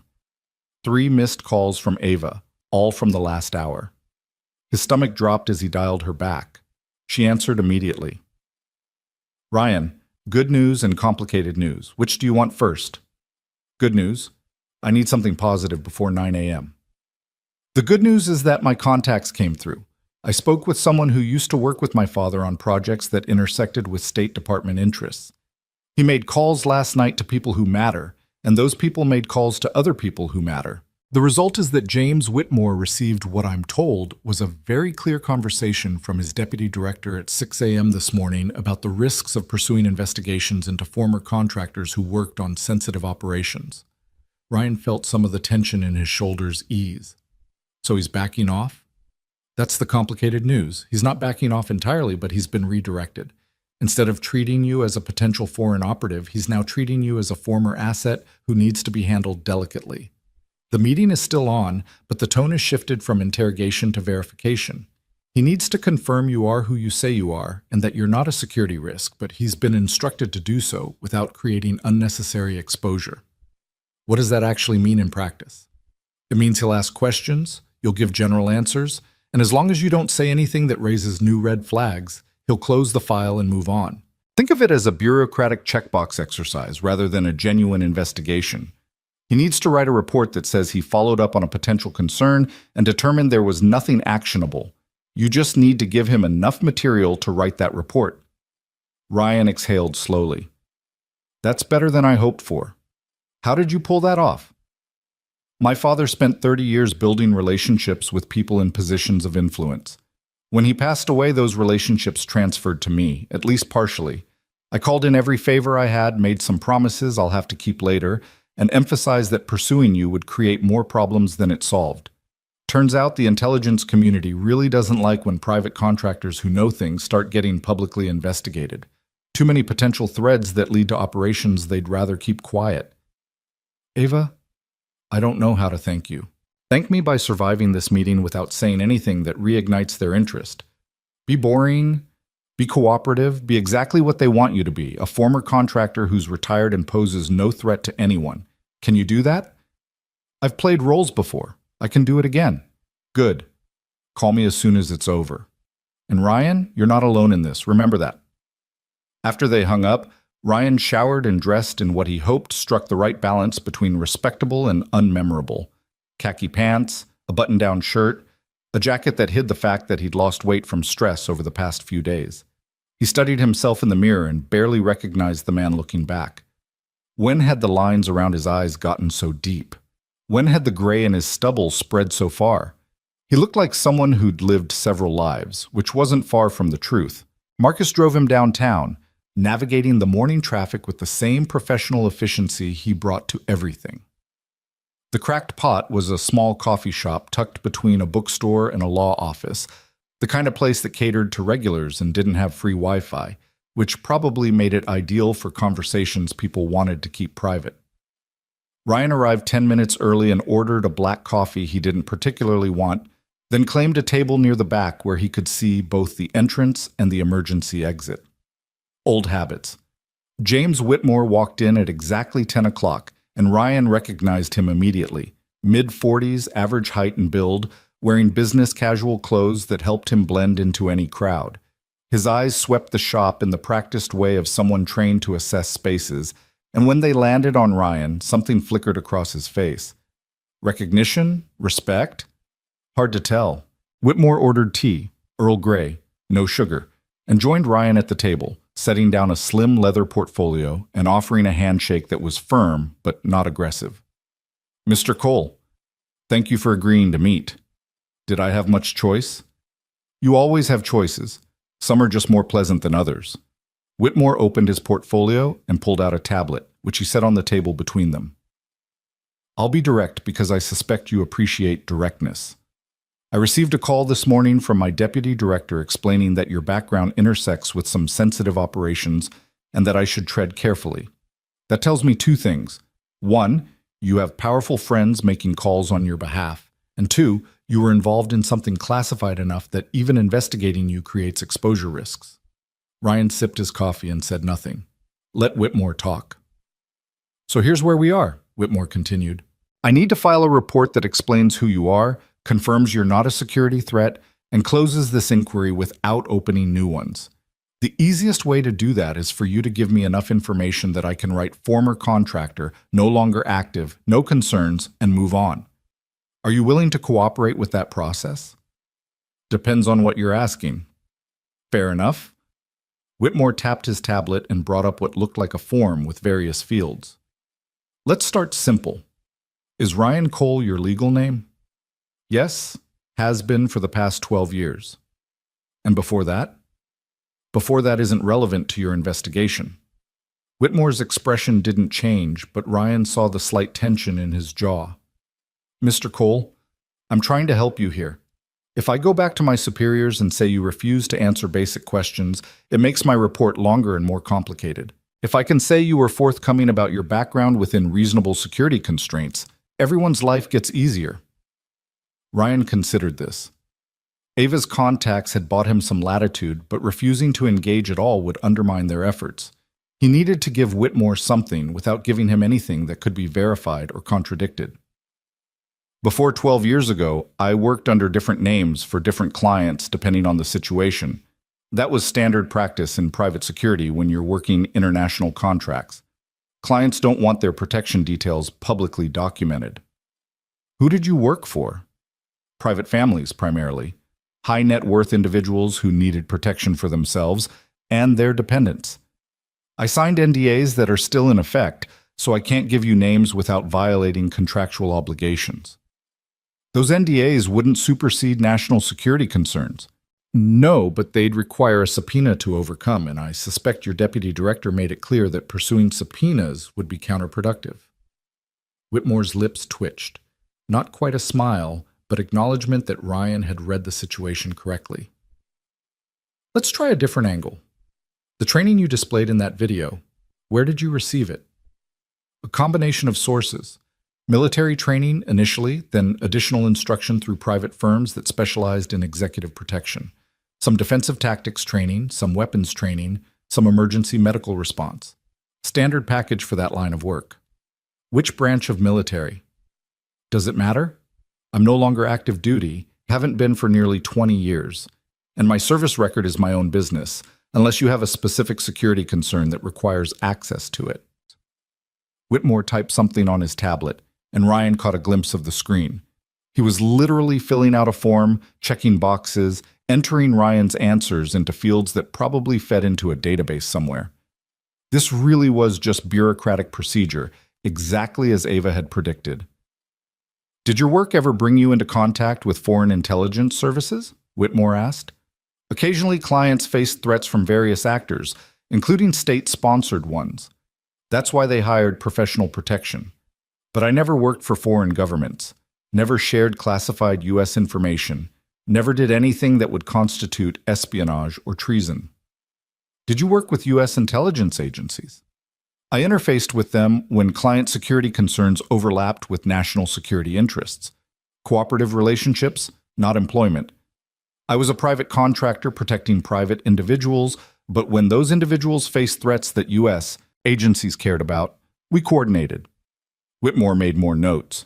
Are you currently in contact with any of your former clients or colleagues from that line of work? This was the dangerous question, the one that could create connections between Ryan and the Langs if answered wrong. He chose his words carefully. I left that career to focus on raising my daughter. I'm not active in that community anymore. If former clients or colleagues reached out to me, hypothetically, I would help them if I could, because relationships built on trust don't expire just because employment ends. But I'm not seeking out that world. I'm trying to live quietly and be a good father. And the incident in the alley, that wasn't seeking out that world? That was responding to someone in immediate danger. If you're asking whether I'm looking for opportunities to use violence or relive my former career, the answer is no. I would be perfectly happy never using those skills again. But I'm not going to walk past someone being assaulted just to maintain my anonymity. Whitmore studied him for a long moment, and Ryan met his gaze steadily. Finally, the agent nodded slowly. Okay, I think I have what I need. For the record, let me summarize. You're a former military member who transitioned to private security work protecting high-value clients, received advanced training appropriate to that role, interfaced with U.S. agencies when necessary, left the industry 12 years ago for personal reasons, and are now working construction while raising your daughter. The incident in the alley was an isolated response to witnessing a crime, not an indication of ongoing involvement in security operations. Is that accurate? That's accurate. And you represent no security threat to the United States or its interests? Correct. And you have no intention of returning to security work or using your background in any capacity that would create intelligence concerns? Ryan hesitated, thinking about Ava's job offer. I have no intention of doing anything that would create intelligence concerns. If someone asked me to consult on security systems or training in a purely domestic legal capacity, I might consider it. But I'm not going to work for foreign governments, criminal organizations, or anyone else who would put me at odds with U.S. interests. Whitmore typed a final note and closed his tablet. Good enough. My report will reflect that we conducted due diligence, found no security concerns, and recommend closing the inquiry without further investigation. You should be aware that this conversation is now part of your file, so if you do something in the future that raises flags again, it'll be viewed in context of what you've told me today. Understood. One more thing. Whitmore pulled out a business card and slid it across the table. If your situation changes, if someone from your past creates problems, if foreign actors take an interest in you, if anything happens that could be relevant to national security, I want you to call me. Not as a threat, but as an offer. You have skills and experience that could be valuable if things go sideways. Better to have a relationship established before crisis hits. Ryan pocketed the card without looking at it. Hopefully it won't come to that. Hopefully. Whitmore stood and extended his hand again. Mr. Cole, for what it's worth, I think you did the right thing in that alley. Most people would have walked past. The fact that you didn't says something about your character. But I'd suggest you try to stay out of viral videos going forward.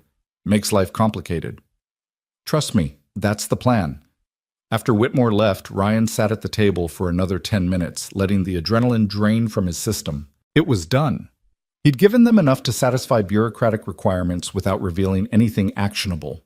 Whitmore would file his report, the inquiry would be closed, and Ryan could go back to being invisible, assuming the media lost interest, assuming no one else decided to dig, assuming the universe decided to give him a break for once. He called Ava from the sidewalk outside the coffee shop. It's done. He got what he needed. I didn't say anything that creates new problems, and he's filing a report that recommends closing the inquiry. That's excellent. Better than I hoped. How do you feel? Exhausted, relieved, still waiting for the other shoe to drop. There's not going to be another shoe, Ryan. We controlled the narrative, managed the investigation, and protected your privacy. The worst is over. Is it? Because the video is still out there. People are still curious. And I'm still living in an apartment with my face on the internet where millions of people can see it. Ava was quiet for a moment. You're right. The exposure doesn't go away completely, but it fades. In 2 weeks, there will be some new viral video and people will forget about you. In a month, you'll just be a footnote in the great internet archive of things that briefly mattered. You just have to survive the next few weeks while the attention dies down. And if it doesn't die down, then we adapt. But Ryan, I meant what I said yesterday. The job offer is real. If you decide that construction isn't sustainable anymore, that you need a change, come work for me. Design security systems, train my people, consult on risk assessment, work from home, set your own hours, make enough money that Lucy can go to private school, and you can stop worrying about making rent. It would be good for both of us. Ryan leaned against the building, watching traffic flow past like a river of metal and glass. The offer was tempting. More than tempting. It would solve so many problems: financial security, meaningful work that used his actual skills, the ability to provide Lucy with opportunities he couldn't afford on a construction worker's salary. But it also meant staying connected to that world, to people who knew what he used to be, to the possibility that his past would always be hovering just beneath the surface of his present. Can I think about it? Take all the time you need. The offer doesn't expire. After they hung up, Ryan started walking. He had hours before he needed to pick up Lucy, and the thought of going back to his empty apartment felt suffocating. So he walked through downtown Seattle, past the tourists at Pike Place Market, and the business people hurrying to meetings, past street performers and coffee shops, and all the ordinary chaos of a city at midday. He was just another face in the crowd, anonymous and unremarkable, and for the first time in days, that felt like a gift. His phone buzzed with a text from an unknown number. Against his better judgment, he opened it. "Mr. Cole, this is Sarah Chen from Seattle Times. Your interview is running in tomorrow's paper, front page of the local section.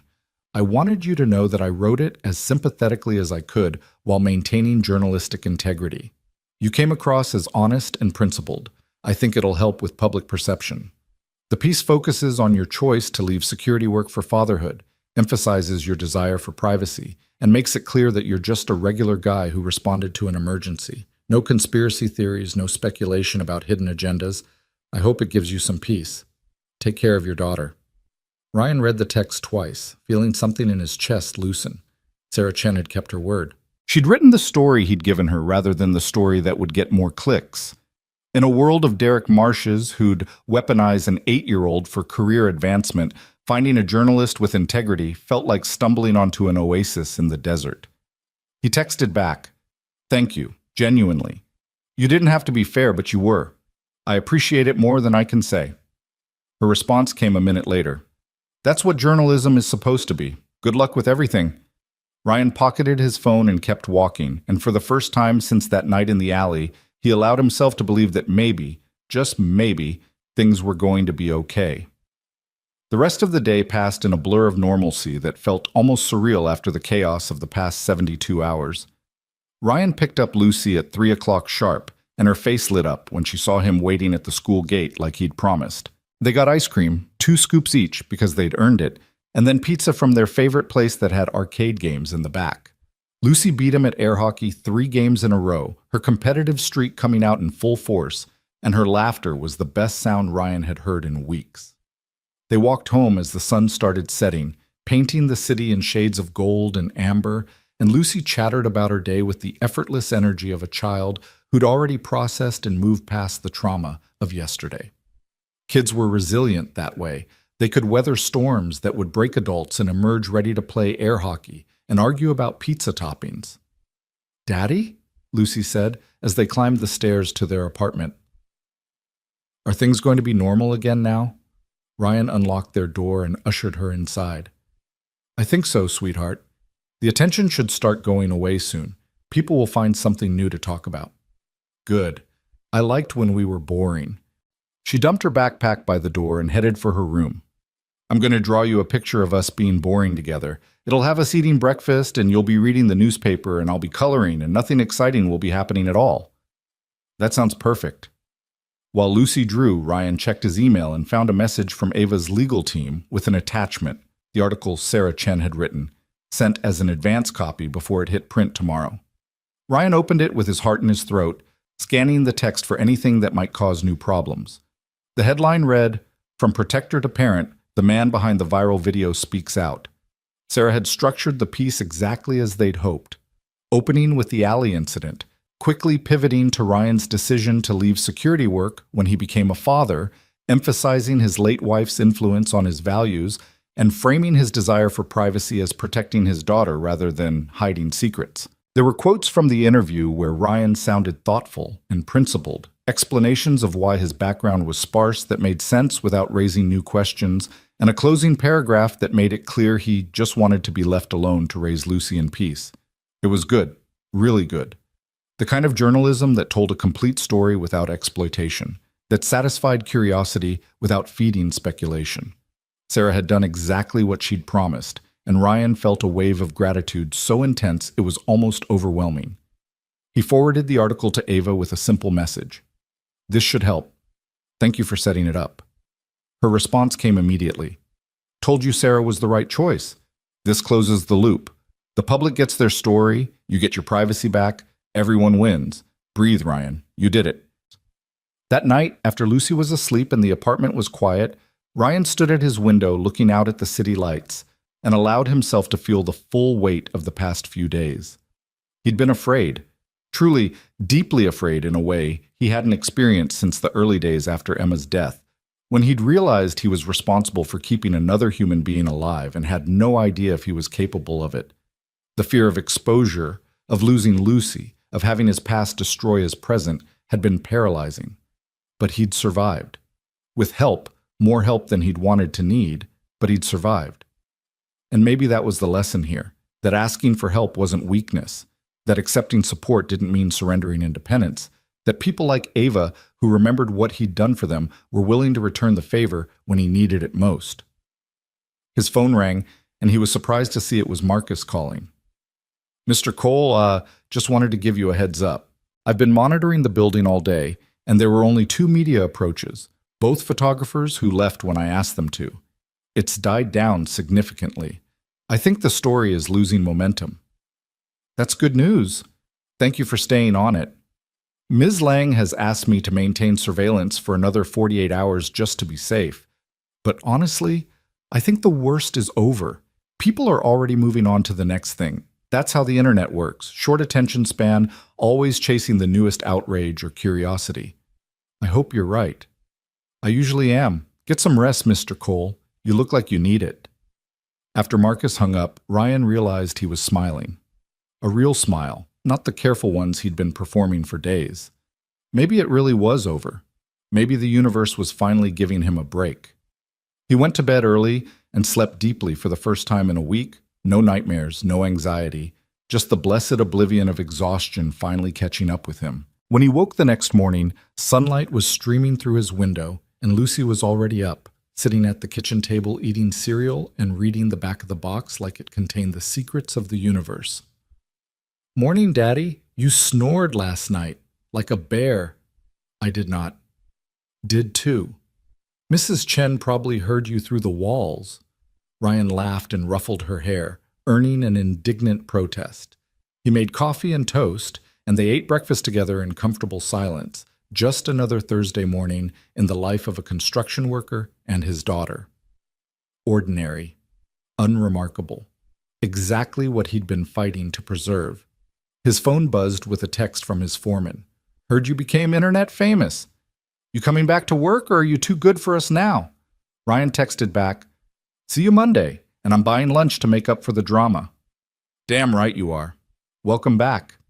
It felt good, like pieces clicking back into place, like his life returning to its proper shape after being bent out of form by circumstances beyond his control. Ryan dropped Lucy at school.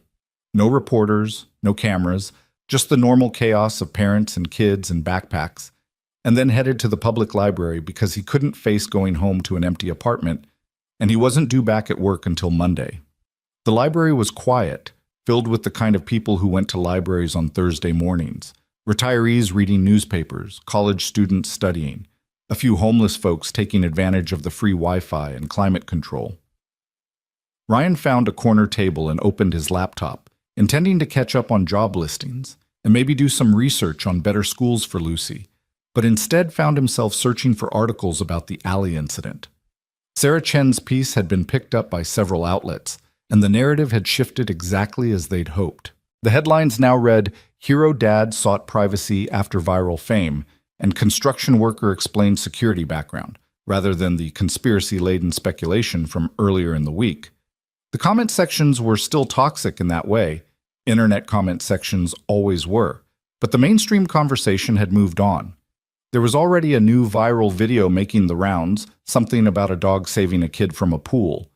And Ryan's moment of infamy was fading into the great archive of things that briefly captured collective attention before being displaced by the next shiny object. He was reading through one of the more sympathetic articles when a shadow fell across his table. Ryan looked up and felt his stomach drop. Sophie Lang stood there, looking nervous and younger than her years, wearing jeans and a sweater that suggested she'd dressed for comfort rather than style. Her dark hair was pulled back in a messy ponytail, and her eyes were red-rimmed like she'd been crying recently, or sleeping poorly, or both. "Mr. Cole," she said quietly, "I'm sorry to ambush you like this. Ava told me where you might be. I needed to thank you, properly, not in a dark alley when I was in shock, but now, when I can actually process what you did for me." Ryan closed his laptop and gestured to the chair across from him. "You didn't need to track me down. but sit if you want." Sophie sat, her hands clutching a coffee cup like it was an anchor. "I haven't been okay since that night. I keep reliving it, keep seeing their faces, keep thinking about what would have happened if you hadn't been there. My therapist says it's PTSD, that it's normal after trauma, but it doesn't feel normal. It feels like I'm broken." "You're not broken," Ryan said gently. "You're processing something terrible that happened to you. That's not weakness. That's your mind trying to make sense of an experience that doesn't make sense. But you're not broken. You went through it too, and you seem fine." "I'm not fine, I'm just practiced at looking fine. There's a difference." Ryan softened his voice. "Sophie, I spent years being exposed to violence, and it messed me up in ways I'm still discovering. The fact that I can function after traumatic situations doesn't mean I'm handling them well. It just means I've built enough scar tissue that the wounds don't show as clearly." Sophie wiped at her eyes with the back of her hand. "Ava told me you used to work for our family, that you were our protection when we were kids. I barely remember you, just this tall man who was always there but never talked much. You made me feel safe even when I didn't understand why I needed protecting. You were a good kid. Both of you were. Made my job easy. And then you left because you wanted a normal life, because you met someone you loved and wanted to be more than just a guardian for other people's families. Ava told me that too." Sophie's voice cracked. "And now you have this beautiful daughter, and you're building a good life, and I ruined it by being in the wrong place at the wrong time. The whole world knows about you now because you saved me. I'm so sorry." Ryan reached across the table and put his hand over hers, the gesture paternal and reassuring. "Sophie, listen to me. What happened to you wasn't your fault. You didn't ruin anything. You were a victim of bad people making bad choices, and I did what anyone should have done. If there's blame to be assigned, it goes to the men who attacked you, not to you for being attacked. But your privacy is being managed. The attention is already fading. By next week, I'll be anonymous again. And even if I wasn't, it would still be worth it, because you're safe. That matters more than my convenience." Sophie was crying now, quiet tears streaming down her face. "I don't know how to carry this, the fear, the guilt, the gratitude, all mixed together. It's too much." "I know, but you don't have to carry it alone. You've got Ava, you've got your therapist, and if you ever need to talk to someone who understands violence from both sides, you have my number. Ava can give it to you. I'm not going to disappear again. If you need me, I'm here." They sat in silence for a while, Sophie working through her tears, Ryan offering the steady presence he'd learned to provide during his years in protection. Eventually, she calmed enough to drink some of her coffee and attempt a watery smile. "Ava wants to hire you," Sophie said. "She's been talking about it nonstop. Says you're wasted in construction, that you could do so much more." "She mentioned it. I'm thinking about it." "You should say yes. Not because you owe us anything, you don't, but because having you back in our lives, even just as a consultant, would make me feel safer. Is that selfish?" "No, it's human. We all want to be around people who make us feel protected." Ryan paused. "Can I ask you something? Why were you alone in that alley? Where was your security?" Sophie looked down at her coffee. "I don't have security anymore. I'm 27, I'm an adult, and I got tired of being watched all the time. So I told Ava I didn't need protection, that I could take care of myself, that I wanted to live like a normal person without bodyguards following me around. I was stupid." "You weren't stupid. You were optimistic. That's different." "My optimism almost got me raped or killed." "No. Two men's decision to attack someone almost got you hurt. Your optimism just meant you were vulnerable when they made that choice.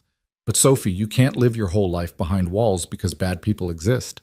That's not living. That's just surviving. How do I find the balance between being safe and being free?" Ryan thought about this, about all the years he'd spent managing that exact tension for other people. You assess risks honestly without letting fear make you paranoid. You take reasonable precautions without letting them control your life. And you stay connected to people who care about you, so you're never truly alone even when you're physically by yourself. That's the best anyone can do. Sophie finished her coffee and stood, her composure somewhat restored. "Thank you for saving me, for talking to me, for not making me feel stupid or weak. Ava's right about you. You're exactly what she remembers. The guardian who understood that protecting people meant more than just keeping them alive." After she left, Ryan sat at his library table and felt the weight of responsibility settling back onto his shoulders. He thought he was done with this, done being the person people turned to for protection, done carrying the burden of other people's safety. But apparently, that identity wasn't something he could simply shed like an old coat. It was woven into who he was, and even 3 years of construction work hadn't changed that fundamental truth. His phone buzzed. Ava, again. Sophie found you. I hope that was okay. She needed closure. It was fine. She's struggling. I know. We're getting her the best help available, but trauma doesn't operate on a convenient timeline. She'll heal when she heals. A pause. Ryan, I have to ask directly because dancing around it feels dishonest. Will you come work for me? I'm not asking you to go back into the field or do anything dangerous. I'm asking you to help me build security systems and train my people so that what happened to Sophie doesn't happen to anyone else on my watch. It's a legitimate position with a legitimate salary, and you'd be helping people by preventing rather than responding to threats. Please think about it seriously. Ryan looked around the library, at the ordinary people living ordinary lives, at the peaceful anonymity he'd fought so hard to achieve and maintain. And then he thought about Lucy growing up with more opportunities, better schools, the kind of security that came from financial stability rather than living paycheck to paycheck. He thought about Sophie's red-rimmed eyes and the way his presence had helped her process trauma. He thought about Ava and the promise he'd made 15 years ago to protect what mattered. I'll do it, he heard himself say. On 3 conditions. 1, I work primarily from home so I can still be present for Lucy. 2, my daughter's privacy is protected absolutely. No connection between her and Lang Industries that could make her a target. 3, if I ever feel like the work is pulling me back into the person I used to be instead of forward into the person I want to become, I can walk away with no hard feelings. Agreed on all counts. When can you start? Let me finish out my 2 weeks' notice at the construction site. I owe my foreman that much. Then I'm yours. Thank you, Ryan, truly. This means more to me than you know. After they hung up, Ryan sat in the quiet library and wondered if he'd just made the best decision of his life or the worst. Time would tell. It always did. But for now, he had a daughter to pick up from school and a pizza tradition to maintain and a life that was still standing despite everything that had tried to knock it down. He packed up his laptop and walked out into the afternoon sunlight. And for the first time in years, Ryan Cole allowed himself to believe that maybe reinvention wasn't about becoming someone completely different. Maybe it was about finding ways to be who you were while protecting the things that mattered most. Maybe the guardian and the father weren't separate identities at all, just different expressions of the same fundamental need to keep people safe. His phone buzzed one more time. A text from Lucy's school. Mr. Cole, Lucy's teacher wanted us to pass along that Lucy drew a beautiful picture in art class today titled My Hero Daddy. She's very proud of it and can't wait to show you. Thought you'd like to know. Ryan smiled, genuine and unguarded, and started walking toward the school. He was early, but that was okay. Some things were worth being early for. 3 weeks later, Ryan stood in his apartment surrounded by boxes that represented the careful dismantling of one life and the construction of another. Not the desperate kind of packing that came from running away, but the methodical sort that came from moving forward with intention. Lucy sat cross-legged on the floor, wrapping her stuffed animals in newspaper like they were fragile treasures, humming that song from the Princess movie while she worked. They weren't leaving Seattle. That had been Lucy's one non-negotiable demand when Ryan told her about the new job and the changes it would bring. She had friends here, a school she loved, memories of her mother woven into the streets and parks, and the apartment where they'd become a family of 2 instead of 3. So instead of fleeing to somewhere anonymous, they were moving across town to a better neighborhood with better schools and a 2-bedroom apartment that had actual closet space and windows that didn't stick. It was a compromise Ryan could live with. Growth instead of escape. His last day at the construction site had been surprisingly emotional. The crew had thrown him an impromptu going-away lunch, complete with a cake that read "Good Luck, Batman" in crooked frosting letters, which made Ryan laugh despite himself. His foreman, a gruff man named Eddie who rarely showed affection, had pulled him aside afterward. "You're making the right call," Eddie had said, gripping Ryan's shoulder with a calloused hand. "Construction is honest work, but it ain't work for a man with your skills. I always knew you were overqualified for hauling lumber and hammering nails. Wherever you're going, whatever you're doing, it's going to be better than this." "This was good for me when I needed it," Ryan had replied. "Kept me grounded, kept me present. And now you need something different. That's life, brother. We change or we die. You go be something better." The memory of that conversation sat warm in Ryan's chest as he taped up another box. Eddie was right. He was changing, but not into someone unrecognizable. He was becoming an evolution of who he'd always been. The guardian, the protector, just operating from a different angle now. Instead of standing between threats and the people he protected, he'd be building systems that prevented threats from getting close in the first place. It was proactive rather than reactive, design rather than response. And it meant he could do it from home, with Lucy safe in the next room doing homework while he worked. Ava had been true to her word about every condition. The employment contract that arrived via courier was exactly what they'd discussed. Generous salary, flexible hours, work from home primary arrangement with occasional on-site consultations, and ironclad privacy protections for his family. There was even a clause that allowed him to walk away with 6 months severance and a non-disparagement agreement if he ever felt the work was compromising his values or his role as a father. David had reviewed every word before Ryan signed, and even the lawyer had admitted it was the most employee-friendly contract he'd seen in 20 years of practice. "She really wants you," David had said, "and she's willing to structure the entire arrangement around your needs to get you. That's not common in the corporate world." "Ava understands what it means to be protected by someone who cares," Ryan had replied. "She's returning the favor." The viral video had faded exactly as everyone predicted. By week 2, the view count had plateaued around 12 million, and the conversation had moved on to other curiosities and outrages. Sarah Chen's article had accomplished exactly what it was designed to do: provide a satisfying narrative that closed the story, rather than opening new chapters. The conspiracy theorists still muttered in their corners of the internet about government cover-ups and hidden identities, but they were background noise, easily ignored. Most people had accepted the official story: former security professional, devoted single father, ordinary hero, case closed. Ryan's phone buzzed with a text from Mrs. Chen. "I am making dumplings tonight. You and Lucy should come eat before you move tomorrow. Consider it goodbye dinner from your favorite neighbor." Ryan smiled and texted back his acceptance. Mrs. Chen had been quietly heartbroken when he'd told her they were moving, though she'd hidden it behind pragmatic observations about the new place being closer to better schools and safer streets. But her eyes had been wet when she'd hugged Lucy and told her to visit often. "I will, I promise," Lucy had said with the earnest certainty of a child who believed promises lasted forever. "You can teach me to make dumplings so Daddy doesn't have to buy the frozen ones anymore." "The frozen ones are fine," Ryan had protested. "The frozen ones are garbage," Mrs. Chen had said firmly. "You come every Sunday for cooking lessons until this child knows how to feed herself properly.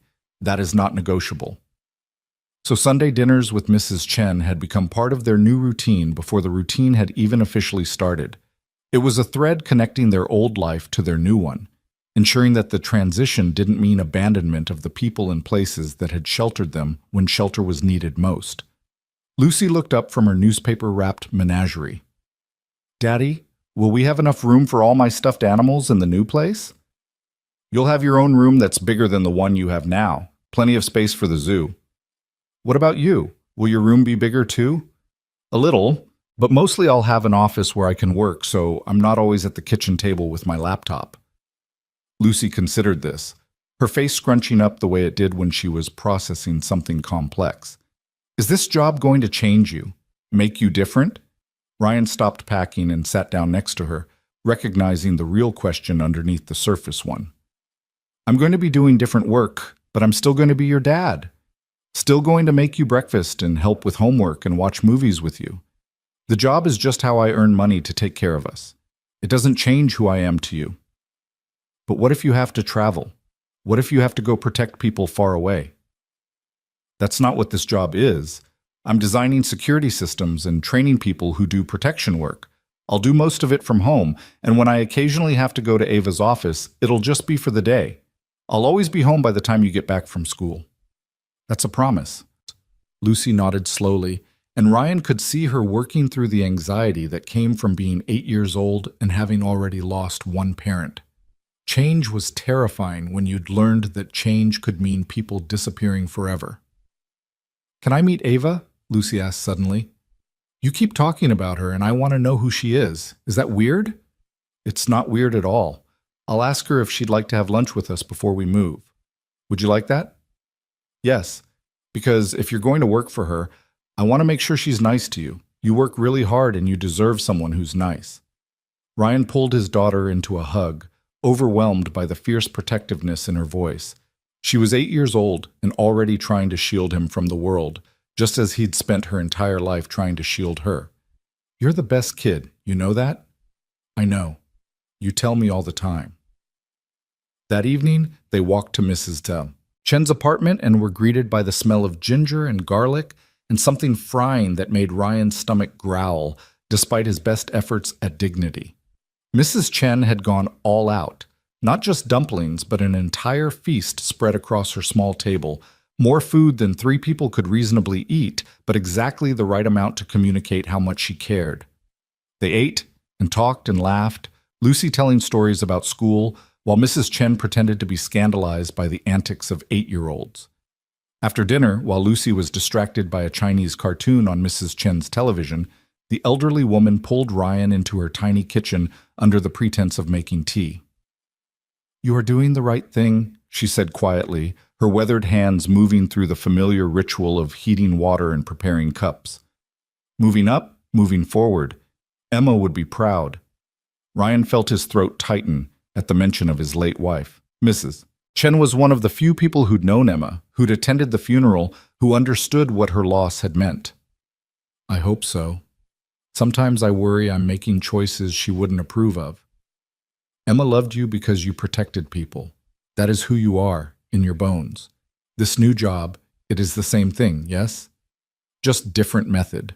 She would understand. She'd also worry that I was getting pulled back into the life I left behind."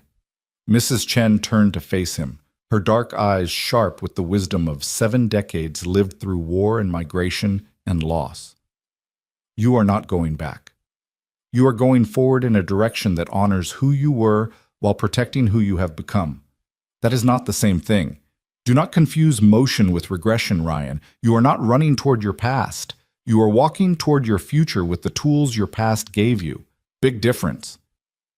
The distinction settled something in Ryan's chest that had been restless for weeks. Mrs. Chen was right.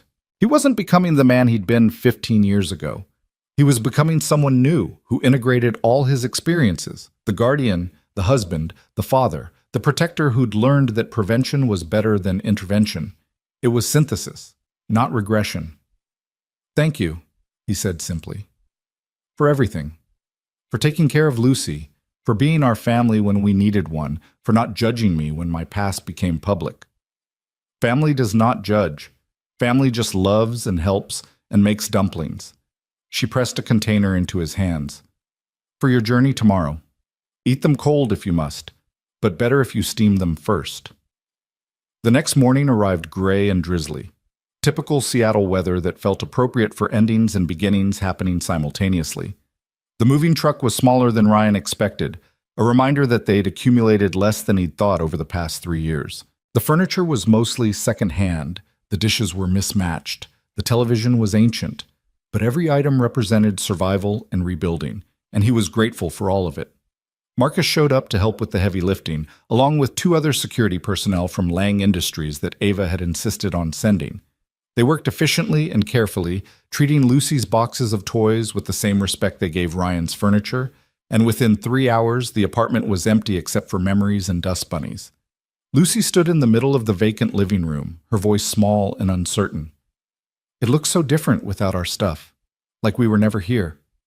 Ryan knelt beside her. "We were here. This is where we became a team, where we figured out how to be a family of 2. That doesn't disappear just because we're moving forward. But what if I forget? What if I forget what it was like when Mom was alive and we were happy?" "You won't forget, sweetheart. I promise. And if you ever need help remembering, we'll look at pictures and tell stories and keep her alive in the ways that matter. Memories don't live in apartments. They live in us. Lucy nodded, though tears were streaming down her face. Ryan held her while she cried, letting her mourn the loss of familiar walls and the security that came from the known, even when the known was cramped and imperfect. Change was hard, growth hurt, but staying frozen in place hurt worse. The new apartment was in a neighborhood called Maple Leaf, tree-lined streets and well-maintained buildings, and the kind of quiet that came from having adequate police presence and community investment. Ryan had chosen it specifically because the elementary school was excellent, and the streets felt safe, and Lucy could walk to a park that had actual playground equipment instead of broken swings and graffiti. Their building had a secured entrance and an elevator that actually worked, luxuries they hadn't had before. Their unit was on the third floor with windows that faced east, which meant morning light and a view of the neighborhood instead of a brick wall. Lucy ran from room to room when they first entered, her tears forgotten in the excitement of exploration.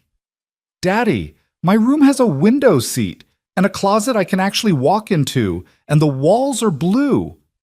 "I had them paint it your favorite color. Surprise." Lucy emerged from her room with a grin that made every stressful moment of the past month worthwhile. "This is the best room I've ever had. Can we set up my bed first? I want to test the window seat immediately." They spent the afternoon unpacking with help from Marcus and his team, and by evening, the apartment had started to feel like home. The furniture looked better in these rooms with higher ceilings and better light. Lucy's drawings went up on the refrigerator in the kitchen that had counter space and appliances made in this century.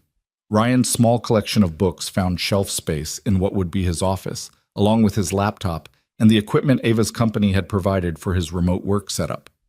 After the moving help left and pizza had been consumed and Lucy was finally asleep in her new room with her stuffed animals arranged protectively around her, Ryan stood at the window of his living room and looked out at his new neighborhood. This was their fresh start, their reward for surviving, the tangible proof that life could improve if you were willing to accept help and make hard choices and trust that forward motion was possible even after devastating loss. His phone rang. "Ava, how's the new place?" "Good, really good. Lucy's in love with her room, and I think we're going to be happy here." "I'm glad." "And Ryan, I wanted to let you know that your official start date is Monday, but there's no pressure to hit the ground running. Take the week to settle in, make sure Lucy's adjusted to her new school, get your office set up. The work will wait." "I appreciate that, but I'm actually looking forward to starting. It's been a long time since I did work that felt meaningful beyond just paying bills. It's going to be good work, Ryan. Important work. And you're going to be excellent at it." She paused. "Also, Lucy asked to meet me. Would you and she like to have lunch this weekend? Somewhere casual, nothing formal, just the three of us so she can satisfy her curiosity about the woman her father is working for." Ryan smiled. Of course, Ava had already arranged it. She was always 3 steps ahead, anticipating needs before they were articulated. "Saturday? There's a place near here that Lucy loves, makes decent burgers. Text me the address. I'll see you both at noon." Saturday came with unexpected sunshine, the kind of perfect autumn day that made Seattle residents forget about the 9 months of gray they'd endure before the next one arrived. Ryan and Lucy walked to the restaurant, taking their time to explore the new neighborhood, noting which houses had dogs in the yard and which streets had the best trees for climbing and which corner store sold the good candy. Ava was already waiting when they arrived, dressed in jeans and a sweater instead of her usual business attire, looking younger and more approachable than she had in their previous meetings.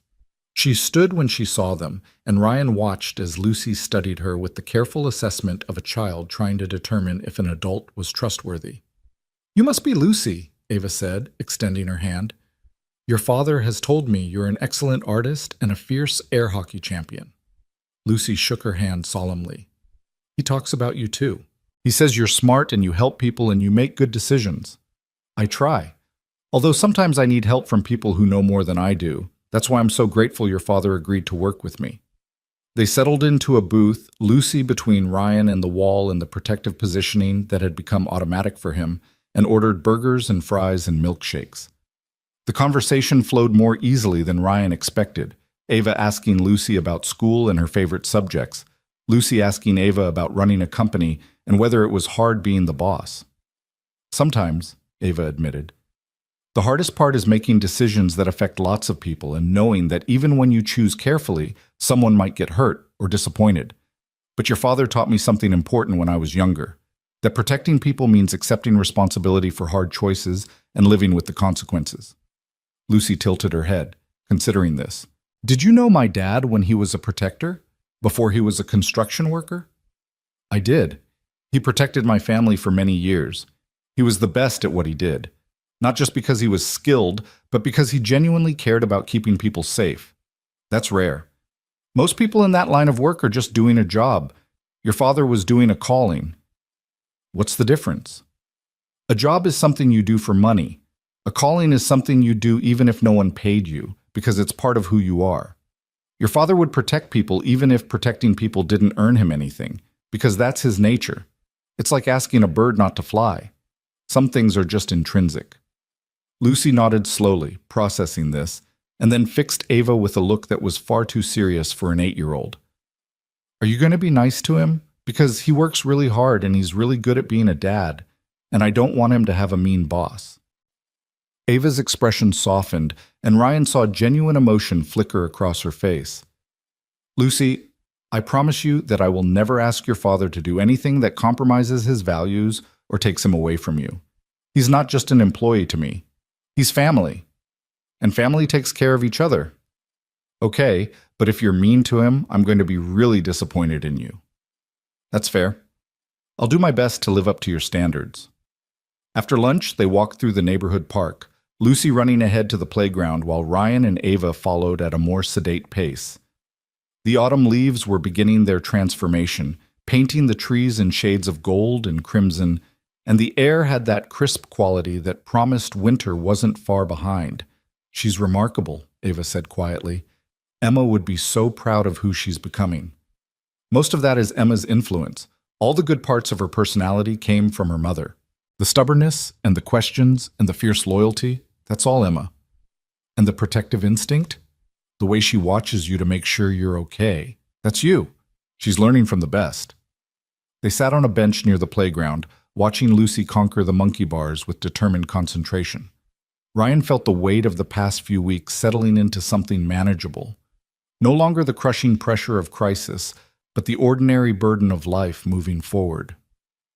I never thanked you properly, he said, for everything you did. The legal help, the media management, the calls to make Whitmore back off. I would have lost everything without your intervention. You saved my sister's life. You saved both our lives, really. Sophie physically that night, me emotionally by showing me that the man I remembered was still out there, still protecting people, still being exactly who I needed him to be. I couldn't let the world punish you for being good. That wouldn't have been right. Still, I owe you more than I can repay. Ava turned to face him. Ryan, you don't owe me anything. But if you insist on keeping a ledger, then pay it forward. Protect the people who work for my company the way you protected Sophie and me. Design systems that keep them safe. Train our security team to be as good as you were. Make sure that what happened to Sophie doesn't happen to anyone else on my watch. That's payment enough. I can do that. I know. That's why I hired you. Lucy ran over, breathless and pink-cheeked from her playground conquest. Ava, come see how high I can swing. It's really high. Daddy gets nervous when I go this high. I do not get nervous, Ryan protested. You make that face where your jaw gets tight and you look like you're going to have a heart attack. That's just my normal face. No, it's your worried face. Come on, both of you. Watch me swing. They spent another hour at the playground, Ava proving surprisingly adept at pushing Lucy on the swings and catching her at the bottom of the slide. Ryan watched them together and felt something click into place, the recognition that his family had grown beyond just him and Lucy. Mrs. Chen had been their family for 3 years. Now Ava and Sophie were part of that circle too, connected by shared history and mutual protection and the kind of bonds that formed when people showed up for each other during the hardest moments. As the sun started to set and they walked back toward the restaurant where Ava had parked, Lucy reached up and took Ava's hand on one side and Ryan's on the other, swinging between them like it was the most natural thing in the world. Ryan caught Ava's eye over Lucy's head and saw the same thought reflected back. This was what protection actually meant. Not just preventing physical harm, but creating space for people to be vulnerable and joyful and connected. Not just standing between threats and targets, but building communities where people could flourish without fear. Monday morning arrived with nervous anticipation, Ryan's first official day with Lang Industries. He'd set up his home office over the weekend, and now he sat at his new desk with his company laptop open, waiting for the video call that would kick off his orientation. Lucy had already left for school, accompanied by Mrs. Chen, who'd insisted on handling first-day duties at the new school to help with the transition. The video call connected, and suddenly Ryan was looking at a grid of faces. Ava in her office, David from legal, Jennifer from media relations, and several people he didn't recognize who introduced themselves as heads of various security divisions within the company. They spent 2 hours walking him through current protocols, existing vulnerabilities, and the projects they hoped he'd tackle first. It was good work, meaningful work, the kind of thing that engaged his tactical mind without requiring him to put his body in danger. He found himself asking questions, making suggestions, seeing patterns and weaknesses that others had missed because they didn't have his particular combination of experience and perspective. By the time the call ended, Ryan felt energized in a way he hadn't experienced in years. Over the following weeks, he settled into a rhythm.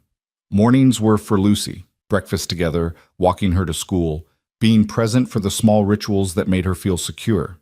Then work until mid-afternoon, designing security protocols, reviewing threat assessments, conducting virtual training sessions with Lang Industries' security team. He'd break to pick up Lucy from school, help with homework, make dinner, and be present for the evening routine. After she went to bed, he'd sometimes return to work if a project required extra attention, but never at the cost of sleep or the following morning's breakfast ritual. It was balance, real balance. Not the performative kind where people claimed to have it all figured out, but the messy, imperfect kind where some days worked better than others, and the goal was progress rather than perfection.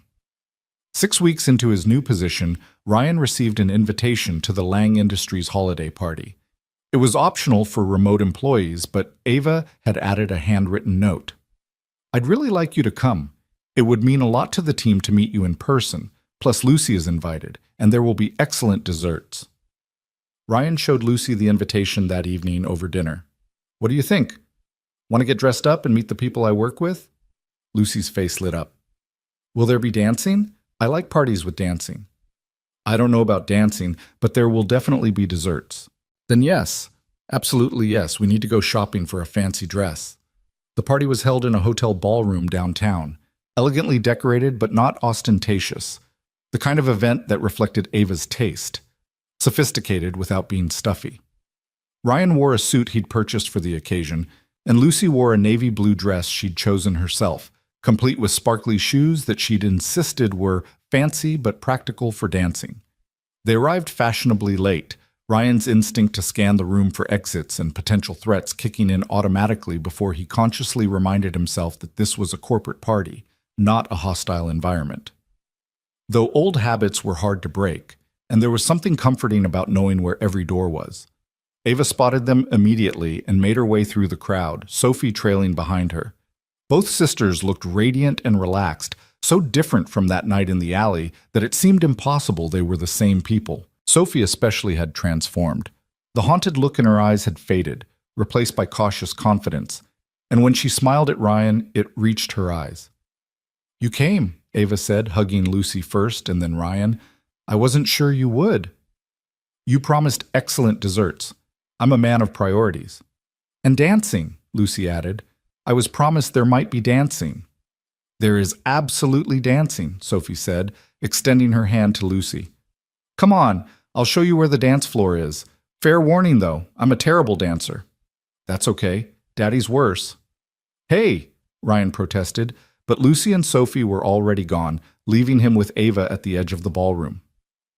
"She's doing better," Ryan observed, watching Sophie guide Lucy through the crowd with the careful attentiveness of someone who understood how precious children were.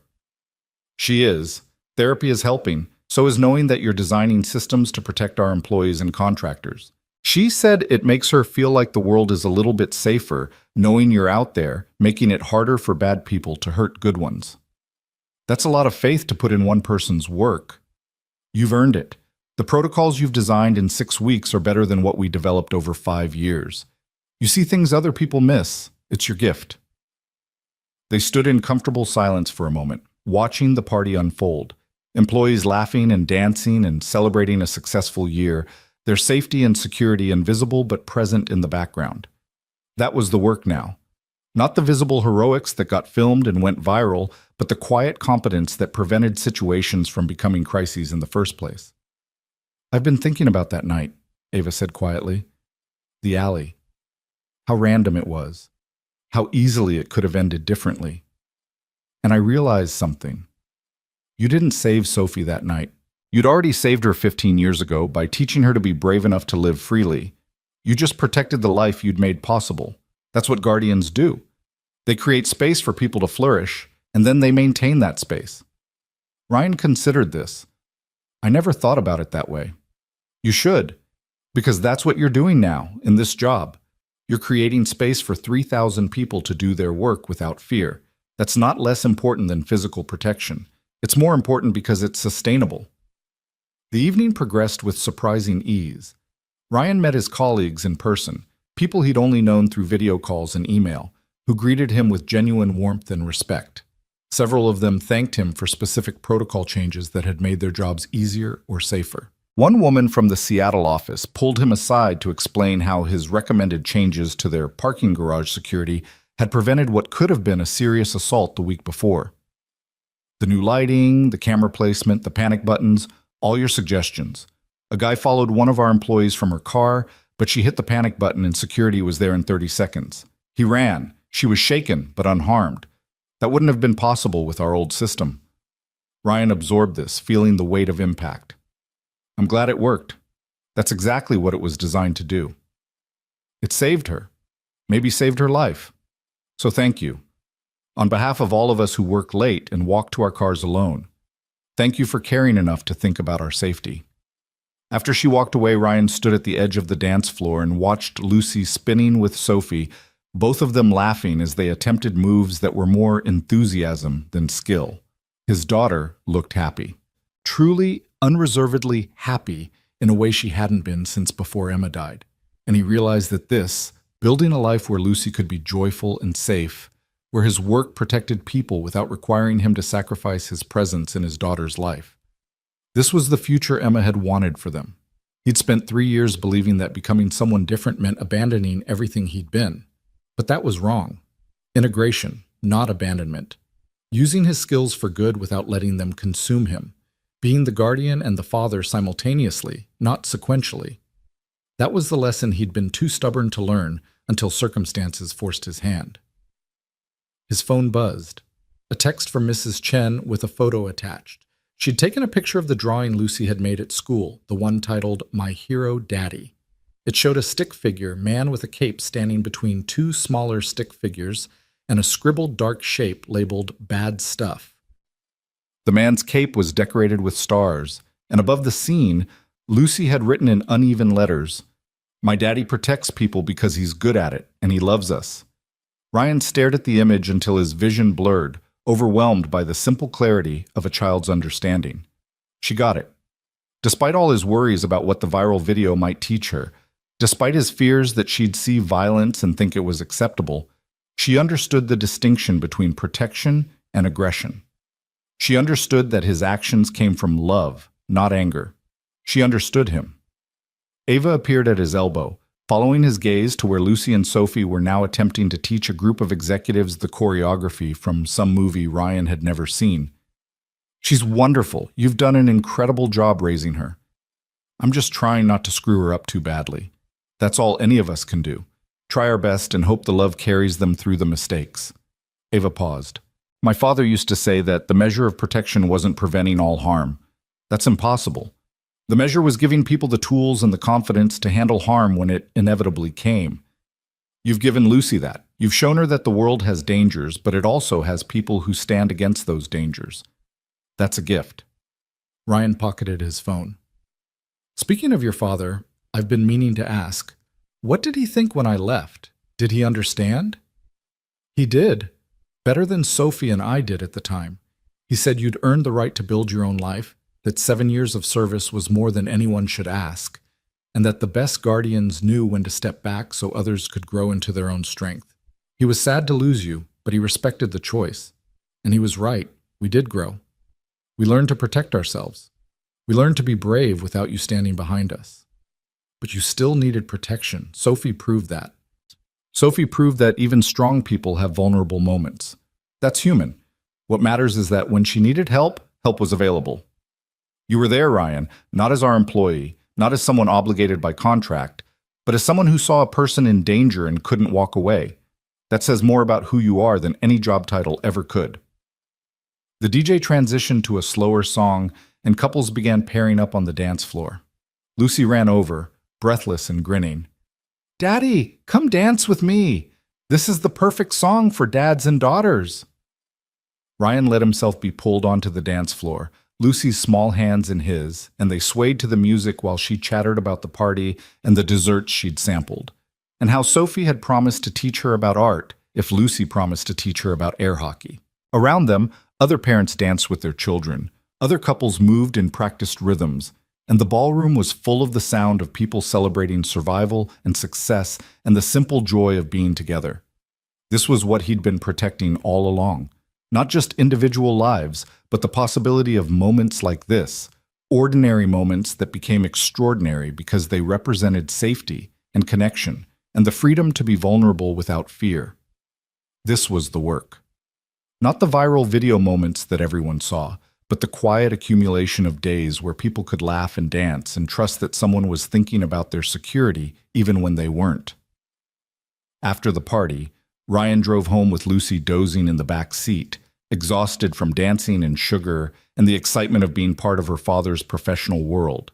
He carried her up to their apartment, tucked her into bed without waking her, and stood in her doorway watching her sleep like he'd done 1,000 times before. "Thank you," he whispered, though whether he was talking to Lucy or Emma or the universe in general, he couldn't say. "Thank you for giving him this chance. Thank you for the people who'd shown up when he needed them. Thank you for the reminder that heroism wasn't about viral videos or public recognition, but about the daily choice to protect and nurture and create space for people to flourish." His phone buzzed one more time. A text from Ava. "Thank you for coming tonight. It meant a lot to everyone to meet the man behind the protocols. You're exactly what this company needed. You're exactly what I hoped you still were. The guardian who understood that protecting people meant more than just keeping them alive. Sleep well, friend. You've earned it." Ryan typed back a simple reply. "Thank you for remembering, and for reminding me who I was meant to be." He set his phone aside and walked to the window, looking out at his neighborhood bathed in streetlight and shadow. Somewhere out there, people were walking home from late shifts, feeling safer because of systems he'd designed.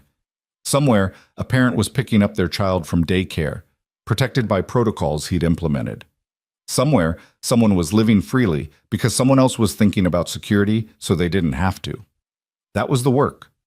That was the calling. And for the first time in 3 years, Ryan Cole felt like he was exactly where he was supposed to be, doing exactly what he was meant to do, protecting exactly the way he was meant to protect.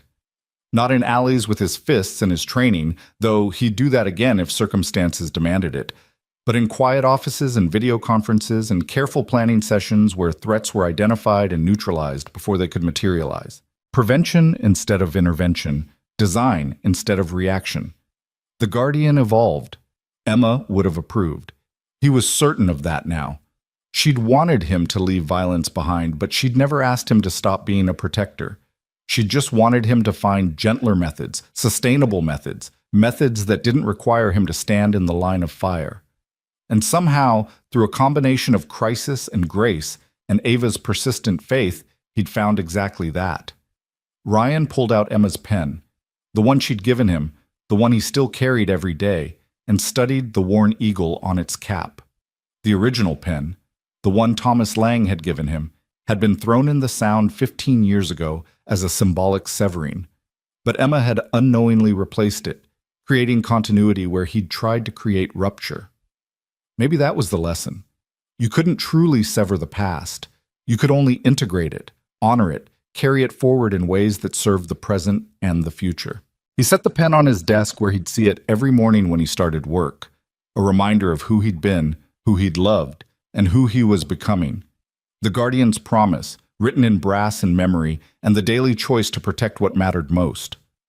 Outside, the city hummed with its late-night rhythms, sirens in the distance, traffic on the main roads, the occasional voice from the street below. All of it felt manageable now. Not safe, because nowhere was truly safe, but protected, watched over, part of a web of people who'd chosen to care about each other's well-being. Ryan checked on Lucy one more time, still sleeping peacefully, her bear tucked under one arm, and then finally allowed himself to go to bed. Tomorrow would bring new challenges, new protocols to design, new people to protect. But tonight, he could rest knowing that the Guardian's promise had been kept. He'd protected what mattered most, and in protecting it, he'd found his way home.